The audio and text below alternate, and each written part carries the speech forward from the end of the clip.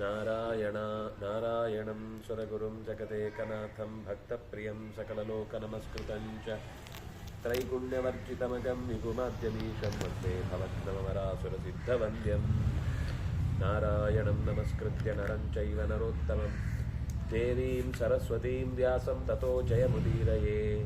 ಸ್ವಸ್ತ್ಯಸ್ತು ಸತಾಂ. ಹರಿ ಓಂ. ಪಾಂಡವರ ಉಪಪ್ಲಾವಿಯ ನಗರಕ್ಕೆ ತೆರಳಿ ಅಲ್ಲಿ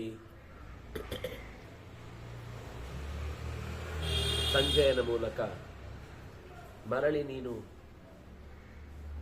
ನನ್ನ ಮಕ್ಕಳು ಹೇಳಿ ಕೇಳುವುದಿಲ್ಲ, ಅದರಿಂದಾಗಿ ಕಾಡಿಗೆ ಹೋಗು ಅನ್ನುವ ಸಂದೇಶವನ್ನು ಕೊಟ್ಟು ಕಳುಹಿಸಿದ್ದಕ್ಕೆ ಸಂಜಯ ರಾತ್ರಿಯಾಗಿ ವಾಪಸ್ ಬಂದವನು ಧೃತರಾಷ್ಟ್ರನ ಪ್ರಶ್ನೆಗೆ ಉತ್ತರ ಕೊಡದೆ ಹೋಗಿದ್ದ. ಅದು ವಿದುರನ ಜೊತೆಗಿನ ಸಂಭಾಷಣೆಗೆ ಕಾರಣ ಆಯಿತು. ಆ ನಂತರ ಸನತ್ಸುಜಾತರು ಬಂದು ಅನೇಕ ಸಂಗತಿಗಳನ್ನು, ಅಪರೂಪದ ವಿಷಯಗಳನ್ನು, ತುಂಬ ಸುಂದರವಾದ ಸಂಗತಿಗಳು, ಬ್ರಹ್ಮತತ್ವ, ಬ್ರಹ್ಮಚರ್ಯ, ಈ ಅನೇಕ ಸಂಗತಿಗಳು ಅಲ್ಲಿ ನಿರೂಪಣೆಗೊಂಡವು.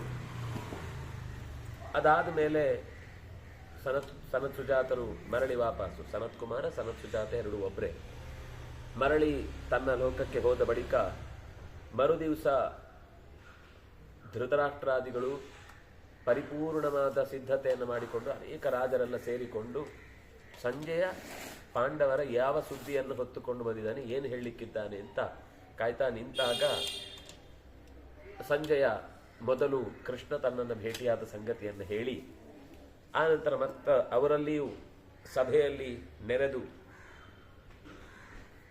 ಏನೇನು ಮಾತಾಡಿದ್ರು ಅಂತ ಹೇಳುವಾಗ ಅರ್ಜುನ ಹೇಳಿದ ಮಾತುಗಳನ್ನೆಲ್ಲ ನಿರೂಪಣೆ ಮಾಡ್ತಾನೆ. ಅದರಲ್ಲಿ ಅವನು ಒತ್ತಿ ಹೇಳಿದ ಸಂಗತಿ ಏನು ಅಂದರೆ, ಇದು ಅರ್ಜುನನ ಭಾವ, ಅರ್ಜುನನ ಮಾತ್ರ ಅಭಿಪ್ರಾಯ ಅಂತ ಅನ್ಕೊಳ್ಬೇಡ.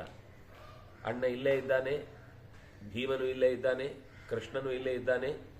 ನಮ್ಮಲ್ಲಿ ಎಲ್ಲರಲ್ಲೂ ಈ ಏಕಮತಿಯಿಂದ ಕೂಡಿದ ಮಾತುಗಳನ್ನೇ ನಾವು ಆಡ್ತಾ ಇದ್ದೇವೆ. ನಮ್ಮಲ್ಲಿ ನೀವೊಂದು ಡೈಲಾಗ್ ಹೊಡಿದು ನಾವೇ ನಮ್ಮ ಅಭಿಪ್ರಾಯ ಅದಲ್ಲ, ಅದು ಅವ್ರ ಹತ್ರ ಬಂದು ಅಭಿಪ್ರಾಯ ಕೇಳಿದ್ದಕ್ಕೆ ಅವ್ರು ಹೇಳಿದ್ದಾರೆ, ನಮಗೂ ಪಕ್ಷಕ್ಕೂ ಸಂಬಂಧ ಇಲ್ಲ, ಅವನು ಪಕ್ಷದ ವ್ಯಕ್ತಿಯಾಗಿ ಹೇಳಿದ್ದೇ ಅಲ್ಲ, ಅವನು ವೈಯಕ್ತಿಕ ಅಭಿಪ್ರಾಯಕ್ಕೆ ಬೆಲೆ ಇಲ್ಲ ಅಂತ ಹೀಗೆಲ್ಲ ಡೈಲಾಗ್ ಹೊಡಿಲಿಕ್ಕೆ ನಮ್ಮಲ್ಲಿ ಅಂತ ಅವಕಾಶ ಇಲ್ಲ.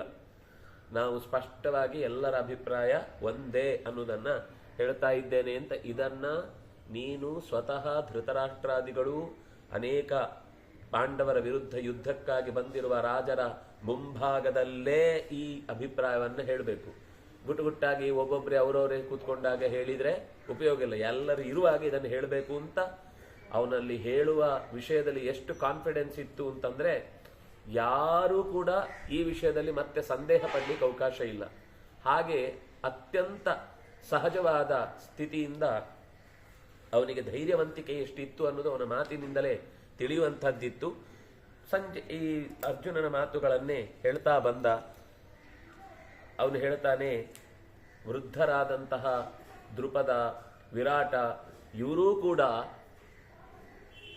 ವೀರಾವೇಶದಿಂದ ತಮ್ಮಕ್ಕಿಂತ ಅತ್ಯಂತ ಎಳೆಯವರ ತಲೆಯನ್ನ ಕಡಿದು ವೀರಾವೇಶದಿಂದ ಹೋರಾಡಿ ಅವರ ತಲೆಗಳು ನಿನ್ನ ಕಾಲ ಬುಡದಲ್ಲಿ ಬಂದು ಬೀಳುವಾಗ ನಿನಗೆ ಅನ್ಸತ್ತೆ ಬೇಡ ಇತ್ತು ಯುದ್ಧ, ಆಮೇಲೆ ಪರಿತಾಪ ಪಡ್ತೀನಿ ಅಂತ ಹೇಳ್ತಾ ಬಂದ.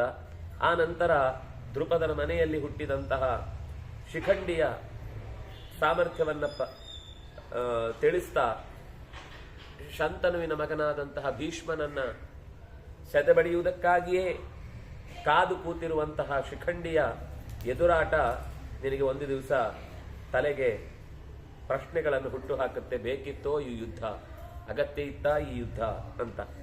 ಜ್ಯೇಷ್ಠಂ ಹತೆ ರಣೇ ಹತೆ ಕೌರವಾಣಾಂ ಪ್ರವೀರೇ ಶಿಖಂಡಿನ ಶಂತನೋರ್ವೈತನೂಜೆ ನ ಜಾತು ನ ಶತ್ರವೋ ಧಾರಯೇಯು ಅಸಂಶಯಂ ಸತ್ಯಮೇತದ್ಬ್ರವೀಮಿ ಯದಾ ಶಿಖಂಡೀ ರಥಿನಃ ಪ್ರಚಿನ್ವನ್ ಭೀಷ್ಮಮ್ರತೇನಾಭಿಯಾತಾವರೂತಿ ದಿವ್ಯೈರ್ಹಯೈ ಅವಮೃದ್ಧನ್ ರಥೌಘಾನ್ ತದಾ ಯುದ್ಧಂ ಧಾರ್ತರಾಷ್ಟ್ರೋನ್ವ ತತ್ಸ್ಯತ್. ಸೃಂಜಯರ ಸೈನ್ಯಕ್ಕೆ ಮುಂದಾಳೆನಿಸಿ ಯುದ್ಧಕ್ಕೆ ಬರುವಂಥವರನ್ನೆಲ್ಲ ನೀನು ಅವ್ರು ಹೇಗೆ ಯುದ್ಧ ಮಾಡ್ತಾರೆ ಅನ್ನೋ ನಿರೀಕ್ಷೆ ಇಲ್ಲ. ಅದರಲ್ಲೂ ಭೀಷ್ಮನ ವಿರುದ್ಧ ಶಿಖಂಡಿ ನಿಂತು ಅವನ ವೇಗಕ್ಕೆ ತಡೆಯಲಾರದೆ ಭೀಷ್ಮ ಹಿಂದಕ್ಕೆ ಸರಿದಾಗ ಅಥವಾ ಹತನಾದಾಗ ನಿನಗೆ ಪ್ರಶ್ನೆ ಹುಟ್ಟತ್ತೆ, ಯುದ್ಧಕ್ಕಾಗಿ ಹೆಜ್ಜೆ ಇಡಬಾರದಿತ್ತು, ಪಶ್ಚಾತ್ತಾಪ ಪಡ್ತಿ. ಯಾವ ದ್ರೋಣಾಚಾರ್ಯರು ಅತ್ಯಂತ ರಹಸ್ಯವಾದ ಅಸ್ತ್ರಗಳನ್ನೆಲ್ಲ ಬೋಧಿಸಿದ್ದಾರೋ ಅಂತಹ ದೃಷ್ಟದ್ಯುಮ್ನ ಎದುರಾಗಿಯೇ ಆಗ್ತಾನೆ. ಅವನು ಹುಟ್ಟಿದ್ದೇ ದ್ರೋಣಾಚಾರ್ಯರ ಅವನತಿಗಾಗಿ. ನಿಮ್ಮಲ್ಲಿ ಯಾರ್ಯಾರು ಇದ್ದೀರೋ ಅವರಿಗೆಲ್ಲರಿಗೂ ಎದುರಾಳಿಯಾದ ಒಂದು ವ್ಯವಸ್ಥೆ ನಮ್ಮ ಹತ್ರ ಇದೆ. ಭೀಷ್ಮ ಅಂತಿರೋ ಶಿಖಂಡಿ ನಮ್ಮ ಹತ್ರ ಇದ್ದಾನೆ, ದ್ರೋಣ ಅಂತಿರೋ ನಮ್ಮ ಹತ್ರ ದೃಷ್ಟದ್ಯುಮ್ನ ಇದ್ದಾನೆ, ಕರ್ಣ ಅಂತಿರೋ ಅರ್ಜುನ ಇದ್ದಾನೆ, ದುರ್ಯೋಧನ ಅಂತಿರೋ ಭೀಮ ಇದ್ದಾನೆ. ಇವರು ಒಬ್ಬೊಬ್ಬರಿಗಲ್ಲ ಭೀಮಾರ್ಜುನರು, ಎಲ್ರಿಗೂ ಸಾಕು. ಆದರೂ ನಿಮಗೆ ಪ್ರತ್ಯೇಕವಾಗಿ ಒಬ್ಬರು ಬೇಕು ಅಂತ ಯೋಚನೆ ಮಾಡಿದರೆ ಅವರೆಲ್ಲರಿಗೂ ಒಬ್ಬೊಬ್ಬರು ಎದುರುಗಡೆ ನಿಂತಿದ್ದಾರೆ. ಅದರಲ್ಲೂ ದೃಷ್ಟದ್ಯುಮ್ನಂ ಪ್ರಮುಖೇ ರೋಚಮಾನಂ ಅಸ್ತ್ರಂ ಯಸ್ಮೈ ಗುಹ್ಯಮುವಾಚ ಭೀಮಾನ್. ಅತ್ಯಂತ ಧೀಶಕ್ತಿಯಿಂದ ಎತ್ತರದಲ್ಲಿರುವಂತಹ ದ್ರೋಣಾಚಾರ್ಯರು ಗುಟ್ಟಾದ ಅಸ್ತ್ರಗಳನ್ನೆಲ್ಲ ದೃಷ್ಟದ್ಯುಮ್ನನಿಗೆ ಬೋಧಿಸಿದ ಮೇಲೆ ಅವನು ನಿಮ್ಮ ಸೇನೆಯ ತಲೆಗಳನ್ನೆಲ್ಲ ಚೆಂಡಾಡುತ್ತಾ ಮುಂದಕ್ಕೆ ಬಂದಾಗ ದ್ರೋಣಂರಣೆ ಶತ್ರು ಸಹೋಭಿಯಾತ ತದಾ ಯುದ್ಧಂ ಧೃತರಾಷ್ಟ್ರೋನ್ಮತಪ್ಸ್ಯತ್. ದ್ರೋಣನನ್ನು ಕೂಡ ಪಕ್ಕಕ್ಕೆ ಸರಿಸಿ ಆ ಶತ್ರುತ್ವಕ್ಕೆ ಅರ್ಥವೇ ಇಲ್ಲ ಅನ್ನುವಂತೆ ಮುನ್ನುಗ್ಗಿ ಬರುವ ಸಂದರ್ಭದಲ್ಲಿ ಧೃತರಾಷ್ಟ್ರರೆಲ್ಲ ಪೆಟ್ಟು ತಿಂದು ಬೆನ್ನು ತೋರಿಸುವ ಸಂದರ್ಭದಲ್ಲಿ ನಿನಗೆ ಯೋಚನೆ ಬರುತ್ತೆ, ಬೇಡ ಇತ್ತು ಈ ಯುದ್ಧ ಅಂತ. ಹ್ರೀಮಾನ್ ಮನೀಷಿ ಬಲವಾನ್ ಮನಸ್ವಿ ಸಲಕ್ಷ್ಮೀವಾನ್ ಸೋಮಕಾನಾಂ ಪ್ರಬರ್ಹ ನ ಜಾತು ತಂ ಶತ್ರವೋನ್ಯೇ ಸಹೇರನ್ ಯೇಷಾಂಚ ಸ್ಯಾದಗ್ರಣೀರ್ವೃಷ್ಣಿಸಿಂಹ ಇದಂಚ ಬ್ರೂಯಾ ಮಾ ವೃಣೀಶ್ವೇತಿ ಲೋಕೆ ಯುದ್ಧೇ ದ್ವಿತೀಯಂ ಸಚಿವಂ ರಥಸ್ಥಂ ಶಿನೇರ್ನಪ್ತಾರಂ ಪ್ರವೃಣೀಮ ಸಾತ್ಯಕಿಂ ಮಹಾಬಲಂ ವೀತಮನ್ಯುಂ ವೀತಭಯಂ ಕೃತಾಸ್ತ್ರಂ.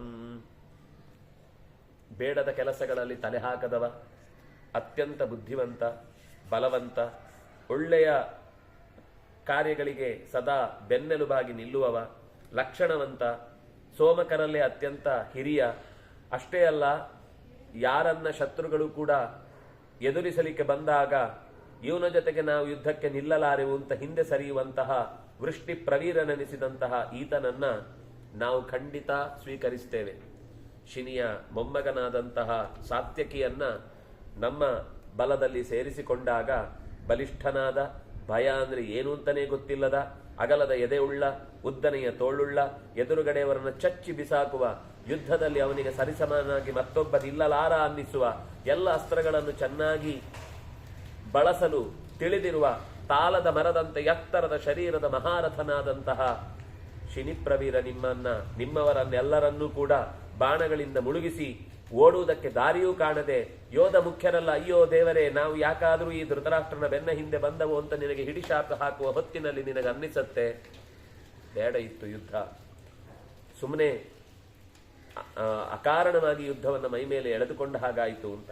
ಯದಾ ಧೃತಿಂ ಕೃತೆ ಯೋತ್ಸ್ಯಮಾನಃ ಸದೀರ್ಘ ಬಾಹು ದೃಢಧನ್ವಾ ಮಹಾತ್ಮ ಸಿಂಹಸ್ಯೈವ ಗಂಧಮಾಗ್ರಾಯ ಗಾವ ಸಂಚೇಷ್ಟತೆ ಶತ್ರವೋ ಅಸ್ಮದ್ರಣಾಗ್ರೇ. ಸದೀರ್ಘ ಬಾಹು ದೃಢಧನ್ವಾ ಮಹಾತ್ಮ ಭಿಂದನ್ ಗಿರೀನ್ ಸಂಹರೇತ್ ಸರ್ವಲೋಕಾನ್ ಅಸ್ತ್ರೇ ಕೃತಿ ನಿಪುಣ ಕ್ಷಿಪ್ರಹಸ್ತಃ ದಿವಿಸ್ಥಿತ ಸೂರ್ಯ ಇವಾವಭಾತಿ. ಅಷ್ಟೇ ಅಲ್ಲ, ಎದುರಾಳಿಗಳ ಸೈನ್ಯದ ಪ್ರತಿಯೊಂದನ್ನು ನೀನು ತಿಳ್ಕೊಂಡು ಯುದ್ಧಕ್ಕೆ ಹೆಜ್ಜೆ ಇಡಬೇಕು.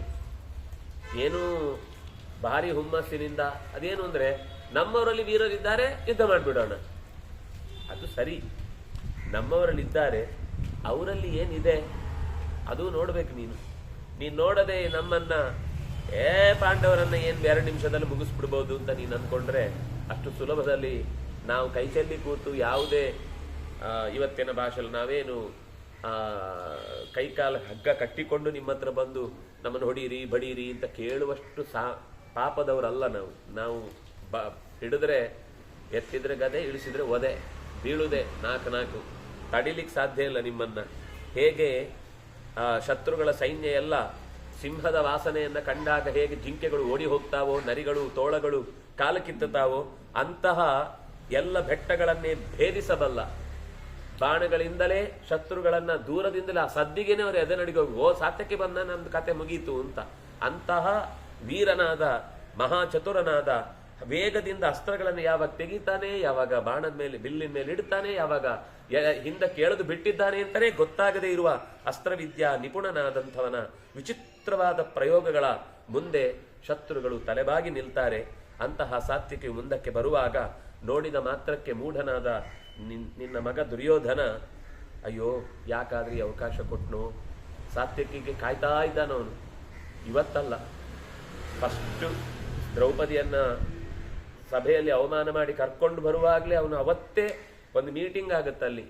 ಆ ಮೀಟಿಂಗಿಗೆ ಈಗಲೇ ಹೋಗಿ ಹೊಡೆದು ಬಿಡೋಣ ಅಂತ ಹೇಳ್ತಾನೆ ಕೃಷ್ಣನನ್ನು ಮುಂದಿಟ್ಟುಕೊಂಡು. ಎಲ್ಲರೂ ತಡೀತಾರೆ, ಬೇಡ, ನಾವು ಇಷ್ಟಿದ್ರೆ ಭೀಮನಿಗೆ ಗೊತ್ತಿರ್ಲಿಲ್ವಾ ಯುದ್ಧ ಮಾಡಿ ಮುಗಿಸ್ಲಿಕ್ಕೆ, ನಾವು ಅವರ ಪರವಾಗಿ ಹೋಗಿ ನಾವು ಬೇಡ ಅಂತ ಹೇಳಿ ಗೊತ್ತಿದ್ದೆ ತಾನೇ ಬಿಟ್ಟು ಬಂದದ್ದು ಅಂತ ಅವ್ರು ಒಂದು ವೇಳೆ ವಾಪಸ್ ಅಂದ್ರೆ ಪಾಂಡವರು, ಅವಾಗ ನಮ್ಮ ಈ ಉಪಕಾರಕ್ಕೂ ಕೂಡ ಅಯ್ಯೋ ಕೆಲವೊಮ್ಮೆ ಉಪಕಾರ ಮಾಡ್ಲಿಕ್ಕೆ ಹೋಗಿ ಕೆಲವೊಮ್ಮೆ ಎಡವಟ್ಟಾಗೋದಿದೆ. ಭಾರಿ ಉಮೇದಿನಿಂದ ಉಪಕಾರ ಮಾಡಿಬಿಡುದು, ಅದು ನಿಮ್ಗೆ ಯಾರು ಹೇಳಿದ್ದು, ನಾವು ಹೇಳಿದ್ರೆ ತಾನೇ ಮಾಡಬೇಕು ಅಂತ ಒಂದು ಮಾತಂದ್ರೆ ನಮ್ಮ ಕೆಲಸ ಎಲ್ಲ ವ್ಯರ್ಥ ಆಗುತ್ತೆ. ಆದ್ರಿಂದ ನಿನ್ನ ಕೋಪವನ್ನ ಸ್ವಲ್ಪ ಹಿಡಿದಿಟ್ಟುಕೋ. ನಾವೆಲ್ಲರೂ ಕಲೆಕ್ಟಿವ್ ಆಗಿ ಕೆಲಸ ಮಾಡಬೇಕು. ಒಬ್ಬೊಬ್ಬರಿಗೆ ನಮ್ಗೆ ಇಷ್ಟ ಬಂದ ಹಾಗೆ ಮಾಡಿದ್ರೆ ಶತ್ರುಗಳು ನಮ್ಮ ಮಧ್ಯದಲ್ಲಿರುವ ಬಿರುಕನ್ನು ಅರ್ಥ ಮಾಡಿಕೊಂಡು ಚೆನ್ನಾಗಿ ಇನ್ನು ಆಟ ಆಡಿಸ್ತಾರೆ.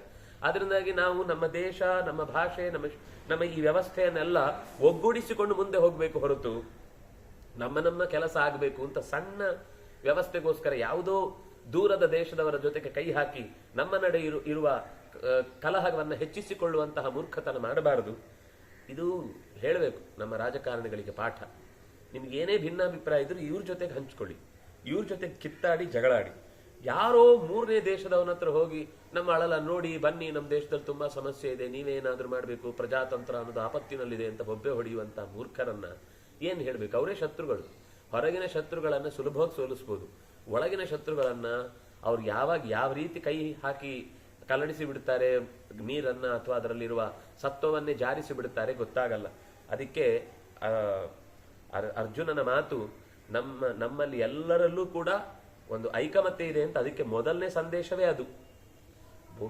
ದುರ್ಯೋಧನ ಎಷ್ಟು ಕಾಯ್ತಿದ್ದ ಅಂದ್ರೆ ಅವನು ದ್ರೌಪದಿಯನ್ನು ಮದುವೆ ಆದಾಗ ಇವರೆಲ್ಲ ಪರಸ್ಪರ ಹೊಡೆದಾಡ್ಕೊಂಡ್ಬಿಡ್ತಾರೆ ಅಂತ ಅನ್ಕೊಂಡ.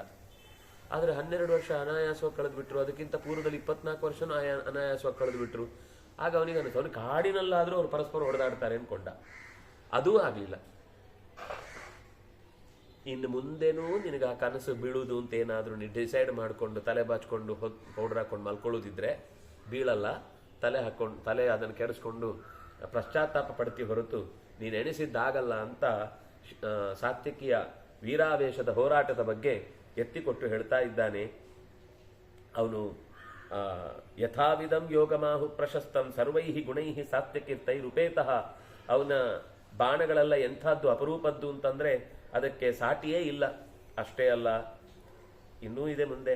ಹಿರಣ್ಮಯಂ ಶ್ವೇತಃ ಚತುರ್ಭಿ ಯದಾ ಯುಕ್ತಂ ಸ್ಯಂದನಂ ಮಾಧವಸ್ಯ ದ್ರಷ್ಟಾ ಯುದ್ಧೇ ಸಾತ್ವಿಕೇರ್ಥಾರ್ಥರಾಷ್ಟ್ರಃ ತದಾ ತಪ್ಸ್ಯತ್ಯಕೃತಾತ್ಮ ಸಮಂದ ಯದಾ ರಥಂ ಹೇಮಮಣಿ ಪ್ರಕಾಶಂ ಶ್ವೇತಾಶ್ವಯುಕ್ತಂ ವಾನರ ಕೇತುಮುಗ್ರಂ ದೃಷ್ಟ್ವಾ ಮಮಪ್ಯಾಸ್ಥಿತಂ ಕೇಶವೇನ ತದಾ ತಪ್ಸ್ಯತಿ ಅಕೃತಾತ್ಮ ಸಮಂದ ಮಂದಃ ತದಾ ಅಕೃತಾತ್ಮ ತಪ್ಸ್ಯತಿ. ತಪಿಸುತ್ತಾನೆ, ಅಳುತ್ತಾನೆ, ಬೇಸರ ಬಿಡ್ತಾನೆ. ಯಾವಾಗ 4 ಕುದುರೆಗಳಿಂದ ಕೂಡಿದ ಬೆಳ್ಳನೆಯ ಕುದುರೆಗಳ ವಾಘೆಯನ್ನ ಕೈಯಲ್ಲಿ ಹಿಡಿದು ರಥದಲ್ಲಿ ಮುನ್ನುಗ್ಗಿ ಬರ್ತಾ ಇರಬೇಕಾದ್ರೆ ಮಾಧವನ ತಾಕತ್ತನ್ನ ಕಂಡು ಭಯಪಡ್ತಾನೆ. ಕೇಶವ ಯುದ್ಧಕ್ಕೆ ಬಂದ ಅಂದ್ರೆ ಈಗ ಇನ್ನು ಕೃಷ್ಣ ತಾನು ಅಕೃತಾಸ್ತ್ರನಾಗಿ ಯುದ್ಧಕ್ಕೆ ಬರ್ತೇನೆ ಅಂತ ಹೇಳಿಲ್ಲ. ಯಾಕಂದ್ರೆ ಯುದ್ಧ ಇನ್ನು ಡಿಸೈಡ್ ಆಗಿಲ್ಲಲ್ಲ. ಅವನು ತನ್ನ ಪರವಾಗಿ ಕೃಷ್ಣ ಹೋರಾಡ್ತಾನೆ ಅಂತ. ಯಾಕಂದ್ರೆ ಕೃಷ್ಣನ ಮನಸ್ಸಿನಲ್ಲೂ ಅದೇ ಯೋಚನೆಗಳಲ್ಲೇ ಇದ್ದು ಮಾತಾಡ್ತಾ ಇದ್ದಾನೆ. ಹಾಗಾಗಿ ಅವನು ಹೇಳ್ತಾನೆ, ದುರ್ಯೋಧನ ಒಂದು ವೇಳೆ ಕೃಷ್ಣ ಬರುದಲ್ಲ, ಕೃಷ್ಣನ ರಥ ಏರಿ ಬಂದ್ರೆ, ಸಾತ್ಯಕಿ ಬಂದ್ರೇನೆ ನೀವೆಲ್ಲ ಗಡಗಡ ನಡುಗಬೇಕಾಗತ್ತೆ. ಅಂಥದ್ರಲ್ಲಿ ಕೃಷ್ಣನೇ ಸ್ವತಃ ಮುಂದಕ್ಕೆ ನುಗ್ಗಿದ ಅಂತ ಆದ್ರೆ ಆವಾಗ ಕೃಷ್ಣ ಮಾತ್ರ ಅಲ್ಲ, ಕೃಷ್ಣನ ಉಗ್ರ ರಥವೇ ನಿಮ್ಮ ಮೌಢ್ಯಕ್ಕೆ ಪ್ರಶ್ನೆ ಹುಟ್ಟಿಕೊಳ್ಳುತ್ತೆ. ಯಾಕಾದ್ರೂ ಇದನ್ನು ಒಪ್ಕೊಂಡ್ವೋ ಏನೋ ಅಂತ. ಇನ್ನು ಈ ಮಹಾಯುದ್ಧದಲ್ಲಿ ನಾನು ಗಾಂಡೀವ ಧನುಸ್ಸನ್ನ ಮೇಲಕ್ಕೆ ಹೆದೆಯೇರಿಸಿ ಕಟ್ಟುವ ಸಂದರ್ಭದ ಹೊತ್ತಿಗೆ, ಆ ಸಂದರ್ಭದಲ್ಲಿ ಆ ಟೆಸ್ಟ್ ಮಾಡ್ತಾರಲ್ಲ ನಾಣನ್ನ, ಎಷ್ಟು ಟೆನ್ಷನ್ ಇದೆ ಅಂತ, ಅದರ ಸದ್ದು ಬರುತ್ತಲ್ಲ, ಆ ಸದ್ದಿಗೆನೆ ನಿಮ್ಮವರು ಎದೆ ಹೊಡೆದೋಗುತ್ತೆ. ಅರ್ಜುನ ಬಂದ್ಬಿಟ್ಟ, ನಾವೆಲ್ಲ ವಾಪಸ್ ಅವನನ್ನು ಎದುರಾಕೊಂಡು ನಾವೆಲ್ಲ ಬದುಕುದುಂಟ ಅಂತ ಹೇಳಿ ಯಾರು ಮುಂದೆ ರಥವನ್ನು ನಡೆಸಲಿಕ್ಕೆ ಸಿದ್ಧರಿಲ್ಲ ಅನ್ನುವ ಸ್ಥಿತಿ ಬರುತ್ತೆ.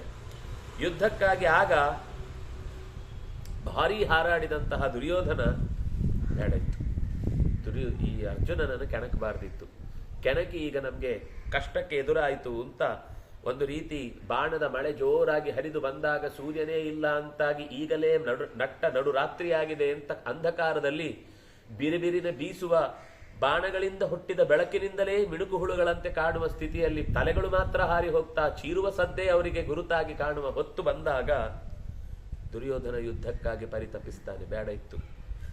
ಹಾಗೆಯೇ ಮೋಡಗಳ ನಡುವಿನಿಂದ ಮಿಂಚಿನಂತೆ ತೀಕ್ಷ್ಣವಾದ ಬಾಣಗಳನ್ನು ಒಂದೇ ಸಲಕ್ಕೆ ಸಾವಿರಾರು ಜನರನ್ನ ನುಗ್ಗಿ ನಾಶಪಡಿಸುವಂತಹ ಕುರುಸೇನೆ ಬೇಡ ಬೇಡ ಅಂತ ಬಡ್ಕೊಂಡ್ರು ಅದು ಬಾಣ ಬಿಟ್ಟ ಬಾಣ ಬೇಡ ಅಂತ ಹೇಳಿದ್ರೆ ವಾಪಸ್ ತಿರ್ಕೊಂಡು ಹೋಗುತ್ತಾ?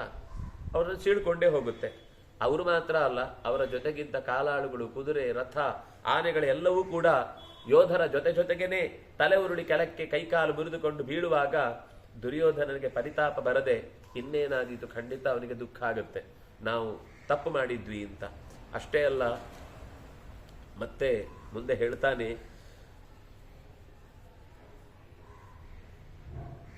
ಯದಾ ದ್ರಷ್ಟಾ ಜಾಮುಖಾದ್ ಬಾಣಮ ಸಂಘಾನ್ ಗಾಂಡೀವ ಮುಕ್ತಾನ್ ಆಪತತಃ ಶಿತಾಗ್ರಾನ್ ಹಯಾನ್ ಗಜಾನ್ ವರ್ಮಿಣಶ್ಚಾದದಾನಾಂ ತದಾ ಯುದ್ಧಂ ಧಾರ್ತರಾಷ್ಟ್ರೋನ್ವತಪ್ಸ್ಯತ್. ಅತ್ಯಂತ ಬಲಿಷ್ಠವಾದ ಕವಚಗಳನ್ನು ಹಾಕಿಕೊಂಡಿದ್ದಾಗಲೂ ಆ ಕವಚಗಳ ಎಡೆಯನ್ನ ನುಗ್ಗಿ ಅದನ್ನ ಸೀಳಿ ನೆತ್ತರನ್ನ ಹುಟ್ಟು ಹಾಕಿದಾಗ, ಮೈಯೆಲ್ಲ ನೆತ್ತರಾದಾಗ ಅವರೆಲ್ಲ ವಿಕಾರದಿಂದ ಅಳುತ್ತಾ ಇರಬೇಕಾದ್ರೆ ಅನ್ಸುತ್ತೆ ಬೇಡ ಇತ್ತು ಯುದ್ಧ ಅಂತ. ಯದಾ ವಿಪಾಠ ಮದ್ಭುಜ ವಿಪ್ರಮುಕ್ತಾ ದ್ವಿಜಾಕುಲ ಫಲಾನೀವ ಮಹೀರುಹಾಗ್ರಾತ್ ಪ್ರಚೇತಾರ ಉತ್ತಮಾಂಗಾನಿಯೂನಾಂ ತದಾ ಯುದ್ಧಂ ಧಾರ್ತರಾಷ್ಟ್ರೋನ್ವತಪ್ಸ್ಯತ್. ವಿಪಾಠ ಅನ್ನೋದು ಒಂದು ಬಾಣದ ವಿಶೇಷತೆ, ವಿಶಿಷ್ಟವಾದ ಬಾಣ. ಅದರಿಂದ ಮದ್ಭುಜ ವಿಪ್ರಮುಕ್ತಾ, ನನ್ನ ತೋಳಿನಿಂದ ಅದು ಹೊರಕ್ಕೆ ಸಿಡಿದ ಸಂದರ್ಭದಲ್ಲಿ ಹೇಗೆ ಕೇವಲ ಹಣ್ಣಿನಿಂದ ತುಂಬಿದಂತಹ ಮರದ ಮೇಲೆ ಹಕ್ಕಿಗಳು ಸುಮ್ಮನೆ ಆಶ್ರಯಕ್ಕೆ ಅಂತ ಕೂತಾಗ ಹಣ್ಣುಗಳೆಲ್ಲ ದಡ ದಡ ದಡ ಅಂತ ಕೆಳಕ್ಕೆ ಉದುರಿ ಬೀಳುತ್ತವೆ. ದ್ವಿಜಾಹ ಫಲಾನೀವ ಮಹೀರುಹಾಗ್ರಾತ್, ಮಹೀರುಹದ ಎತ್ತರದಲ್ಲಿದ್ದ ಈಗ ತಾನೇ ಹಣ್ಣಾಗಿ ಇನ್ನೇನು ಬೀಳ್ಲಿಕ್ಕಿತ್ತು, ಅದು ಕೂತಿತ್ತು, ಉದುರಿ ಬಿತ್ತು. ಅದಕ್ಕೆ ಕಾಕತಾಳೀಯ ಅಂತ ಹೇಳ್ತಾರೆ. ಕಾಗೆ ಕೂಡುವುದಕ್ಕೂ ಹಣ್ಣು ಬೀಳುವುದಕ್ಕೂ ಒಂದೇ ಸಮಯ ಆಯಿತು. ಅದು ಕಾಗೆ ಏನು ಅನ್ಕೊಳ್ತೇನೆ, ನಾನು ಬೀಳಿಸಿದ್ದು ಅಂತ ಹಾಗೆ ಅನ್ಕೊಂಡು ಖುಷಿ ಪಡ್ತಾ ಇರುತ್ತೆ. ಆದ್ರೆ ಇಲ್ಲಿ ಹೇಳಿದ ಸಂಗತಿ, ಆ ಕೇವಲ ಸ್ಪರ್ಶ ಮಾತ್ರಕ್ಕೇನೆ ಅದು ಕಳಚಿಲಿಕ್ಕೆ ಇದ್ದ ತೊಟ್ಟನ್ನ ಬಿಟ್ಟುಕೊಂಡು ನೆಲಕ್ಕೆ ಹೇಗೆ ಜಾರುತ್ತೋ ಹಾಗೆ ನಿನ್ನವರ ಎಲ್ಲರ ಉತ್ತಮ ಅಂಗಾನಿ ತಲೆಗಳೆಲ್ಲವೂ ಬಾಣದ ಸ್ಪರ್ಶದಿಂದಲೇ ಎಲ್ಲವೂ ರೆಡಿಯಾಗಿತ್ತು ತಲೆ ಉದುರ್ಲಿಕ್ಕೆ. ಬಾಣ ತಾಗಿದ ತಕ್ಷಣ ಬಿತ್ತು ಅನ್ನುವ ಹಾಗಿನ ತೀಕ್ಷ್ಣವಾದಂತಹ ಸ್ಥಿತಿಯನ್ನ ಕಂಡಾಗ ನಿನಗೆ ಭಾರಿ ಬೇಜಾರಾಗುತ್ತೆ. ಯದಾ ದ್ರಷ್ಟಾಪತತ ಸ್ಯಂದನೇಭ್ಯೋ ಮಹಾಗಜೇಭ್ಯೋಶ್ವಗತಾನ್ ಸುಯೋಧಾನ್ ಶರೈರ್ಹತಾನ್ ಪಾತಿತಾಂಶ್ಚೈವ ರಂಗೆ ತದಾ ಯುದ್ಧಂ ಧಾರ್ತರಾಷ್ಟ್ರೋನ್ವತಪ್ಸ್ಯತ್. ಕುದುರೆಗಳು ಹಿಂತಿರುಗಿ ಬರ್ತಾ ಇರ್ತವೆ, ಆನೆಗಳು ಗೀಳಿಟ್ಟು ತಮ್ಮ ಅಸ್ತಿತ್ವಕ್ಕಾಗಿ ಹೋರಾಡ್ತಾ ಇರ್ತವೆ. ಮಹಾಯೋಧರೆಲ್ಲ ಕೈಕಾಲುಗಳನ್ನು ಕಳಚಿಕೊಂಡು ನೆತ್ತರಿನ ಮಡುವಿನಲ್ಲಿ ಉಸಿರಾಡ್ಲಿಕ್ಕೂ ಆಗದೆ, ಅಳಲೂ ಕೂಡ ದನಿಸಾಲದೆ ತಮ್ಮ ತಮ್ಮ ಅಸಹಾಯಕತೆಯನ್ನ ತೋರ್ಪಡಿಸುವಾಗ ಧೃತರಾಷ್ಟ್ರನಿಗೆ ಈ ಸುದ್ದಿ ಕಿವಿಗೆ ಬಿದ್ದಾಗ ಬೇಡ ಅಂತ ಅನಿಸುತ್ತೆ. ಧರ್ಮರಾಜನಿಗೆ ದುರ್ಯೋಧನನಿಗೆ ಯುದ್ಧ ಬೇಡ ಅಂತ ಅನಿಸುತ್ತೆ. ಅಸಂಪ್ರಾಪ್ತಾನಸ್ತ್ರಪತಂ ಪರಸ್ಯ ಯದಾ ದ್ರಷ್ಟಾ ನಶ್ಯತೋ ಧಾರ್ತರಾಷ್ಟ್ರಾನ್ ಅಕುರ್ವತಃ ಕರ್ಮ ಯುದ್ಧೇ ಸಮಂತಾತ್ ಯುದ್ಧಂ ಧಾರ್ತರಾಷ್ಟ್ರೋನ್ವತಪ್ಸ್ಯತ್. ಪತಾತಿ ಸಂಘಾನ್ ರಥಸಂಘಾನ್ ಸಮಂತಾತ್ ವ್ಯಾಪ್ತಾನನಃ ಕಾಲೈವಾಪತೇತು ಪ್ರಣೋತ್ಸ್ಯಾಮಿ ಜ್ವಲಿತೈಃ ಬಾಣವರ್ಷೈಃ ಶತ್ರುನ್ ತದಾ ತಪ್ಸ್ಯತಿ ಮಂದಬುದ್ಧಿಯುಳ್ಳ ದುರ್ಯೋಧನ ತನ್ನ ಎಲ್ಲ ವಿಧದ ಸೇನೆಯ ವಿಭಾಗಗಳಲ್ಲೂ ಕೂಡ ಸೋಲೆ ಅವನ ಕಿವಿಗೆ ಮತ್ತೆ ಮತ್ತೆ ಬಂದು ಮುಟ್ಟುವ ಸಂದರ್ಭ ಬಂದಾಗ ಯಾಕೋ ಕಾಲಪುರುಷ ಬಾಯಿ ತೆರೆದು ಒಟ್ಟಿಗೆನೆ ಇಡೀ ದುರ್ಯೋಧನನ ಸೇನೆಯನ್ನು ನುಂಗ್ಲಿಕ್ಕೆ ಬಂದಿದೆಯೋ ಏನೋ ಅನ್ನುವ ಹಾಗೆ ಕಾಣುವ ಸ್ಥಿತಿ ಬಂದಾಗ ಬೇಕಾಗಿರಲಿಲ್ಲ ಈ ಯುದ್ಧ ಅಂತ ಅವನ ಮನಸ್ಸು ತುಂಬಾ ಆಕ್ರೋಶಕ್ಕೆ ಒಳಗಾಗುತ್ತೆ. ಬೇಡ ಅಂತ ಒಳಗಿನಿಂದಲೇ ಮನಸ್ಸು ತುಂಬಾ ಹಲುಬುತ್ತಾ ಕೂತ್ಕೊಳ್ಳುತ್ತೆ. ಜನರ ಕೂಗು, ಆಮೇಲೆ ಕಳೆದುಕೊಂಡವರ ನಮ್ಮವರನ್ನ ಕಳ್ಕೊಂಡು ಬಿಟ್ಟೆ ಅನ್ನುವ ನೋವು, ಇದೆಲ್ಲವೂ ಕೂಡ ಮತ್ತೆ ಮತ್ತೆ ಮಂದಬುದ್ಧಿಯಾದಂತಹ ದುರ್ಯೋಧನನನ್ನ ಖಂಡಿತ ಬೇಸರ ಪಡಿಸುತ್ತೆ.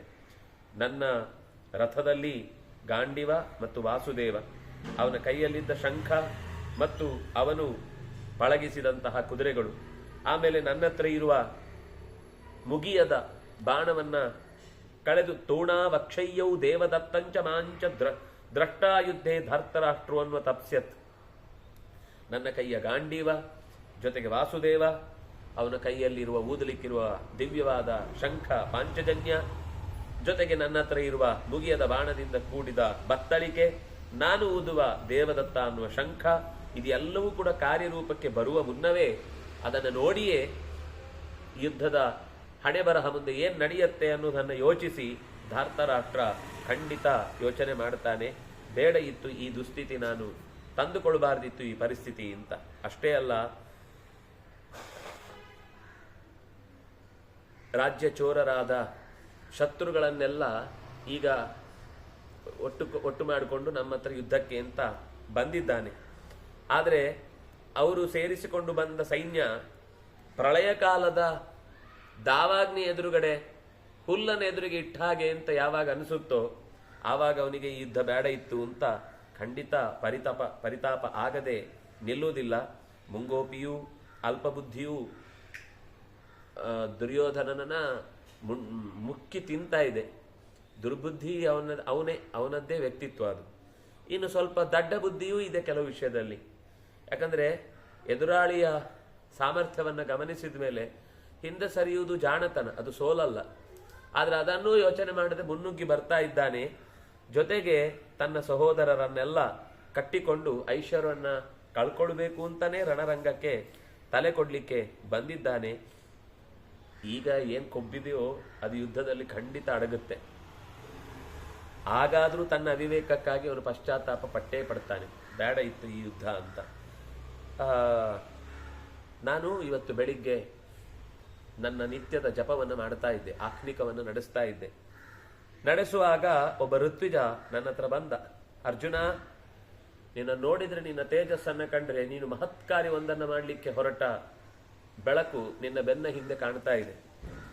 ನಿನ್ನ ಸ್ವರೂಪದಲ್ಲಿ ಶತ್ರುಗಳ ಜೊತೆಗೆ ಹೋರಾಟ ನಿಶ್ಚಯ ಇದೆ. ಅಷ್ಟೇ ಅಲ್ಲ, ಯುದ್ಧದಲ್ಲಿ ಹೇಗೆ ಶತ್ರುಗಳನ್ನ ಇಂದ್ರ ಬೆನ್ನಟ್ಟಿಕೊಂಡು ಹೋಗಿ ಹೊಡಿತಾನೋ ಹಾಗೆ ನೀನು ಕೂಡ ಶತ್ರುಗಳನ್ನು ಬೆನ್ನಟ್ಟಿಯೇ ಯುದ್ಧ ಮಾಡುವವ. ಅದರ ಜೊತೆಗೆ ನಿನ್ನ ಮಿತ್ರನಾದ ವಸುದೇವನ ಮಗನಾದ ಶ್ರೀಕೃಷ್ಣ ತನ್ನ 4 ಕುದುರೆಗಳಿಂದ ಕೂಡಿದಂತಹ ರಥದಲ್ಲಿ ಕೂಡಿಸಿಕೊಂಡು ಸಹಾಯಕ್ಕೆ ಬಂದೇ ಬರ್ತಾನೆ. ಅವನು ಸಹಾಯಕ್ಕೆ ಬಂದ ಕ್ಷಣದಿಂದ ನಿನ್ನ ಜೀವನದಲ್ಲಿ ಎಲ್ಲವೂ ಗತಿಯಾಗಿ ಉತ್ತಮ ಗತಿಯಾಗಿಯೇ ಸಾಗುತ್ತೆ. ಆಗ ನಾನು ಅವನ ಹತ್ರ ಕೇಳಿದೆ, ಕೃಷ್ಣ ನನಗೆ ಸಹಾಯವಾಗಿರ್ಲಿ ಅಂತ ನೀನೇನು ಹೇಳಿದ್ಯೋ ಅದೊಂದು ನಿಜ ಆಗ್ಲಿ, ಬೇರೆ ನನಗೆ ಏನೂ ಅಪೇಕ್ಷೆ ಇಲ್ಲ. ಅವನು ನನ್ನ ಜೊತೆಗಿದ್ದಾನೆ ಅನ್ನುವ ಭರವಸೆ ನನಗಿದ್ರೆ ನನಗಿನ್ಯಾವ ಉಳಿದ ವಿಷಯದಲ್ಲಿ ಭಯವೂ ಇಲ್ಲ ಅಥವಾ ಬೇಸರವೂ ಇಲ್ಲ. ಅಯ್ಯೋ ಅದು ಅವರು ಬರಬೇಕಿತ್ತು ನಮ್ಮ ಪಾರ್ಟಿಗೆ, ಇವರು ಬರಬೇಕಿತ್ತು, ನಮ್ಮ ಪರಿಸರದಲ್ಲಿ ಇರಬೇಕಿತ್ತು ಅಂತ ಇದು ಯಾವುದೂ ನನಗೇನು ಅನಿಸಲ್ಲ. ನಾನು ಕೇಳಿದ ಹಾಗೆ ಶತ್ರು ವಧೆಗಾಗಿ ಕೃಷ್ಣ ಸಹಾಯ ಒದಗಲಿ ಅಂತ ಅವನು ಆಶೀರ್ವದಿಸಿದ್ದಾನೆ. ಕೃಷ್ಣ ನಮ್ಮ ಜೊತೆಗೆ ಇದ್ದಾನೆ, ನಮ್ಮ ಜೊತೆಗೆ ನಮ್ಮ ಸಹಾಯಕ್ಕಾಗಿ ಬಂದಿದ್ದಾನೆ. ಎಲ್ಲವೂ ದೈವ ಮೊದಲೇ ಚಿಂತಿಸಿ ಏನಾಗಬೇಕು ಅನ್ನೋದನ್ನು ನಮ್ಮ ಕಣ್ಣ ಮುಂದೆ ಶಕುನಗಳ ಮೂಲಕ ಹೇಳ್ತಾ ಇರುವುದನ್ನು ನಾನು ಕಾಣ್ತಾ ಇದ್ದೇನೆ. ನಮಗೆ ಗೆಲುವು ನಿಶ್ಚಿತ. ಯಾಕೆಂದ್ರೆ ಕೃಷ್ಣನ ಅನುಗ್ರಹಕ್ಕೆ ಪಾತ್ರನಾದವನು ಇಲ್ಲಿ ತನಕ ಯಾವನೂ ಕೂಡ ಸೋತದ್ದಿಲ್ಲ ಅಥವಾ ಹಿಂದೆ ಸರದದ್ದಿಲ್ಲ. ತುಂಬಾ ಚಂದದ ಮಾತು ಹೇಳ್ತಾನೆ.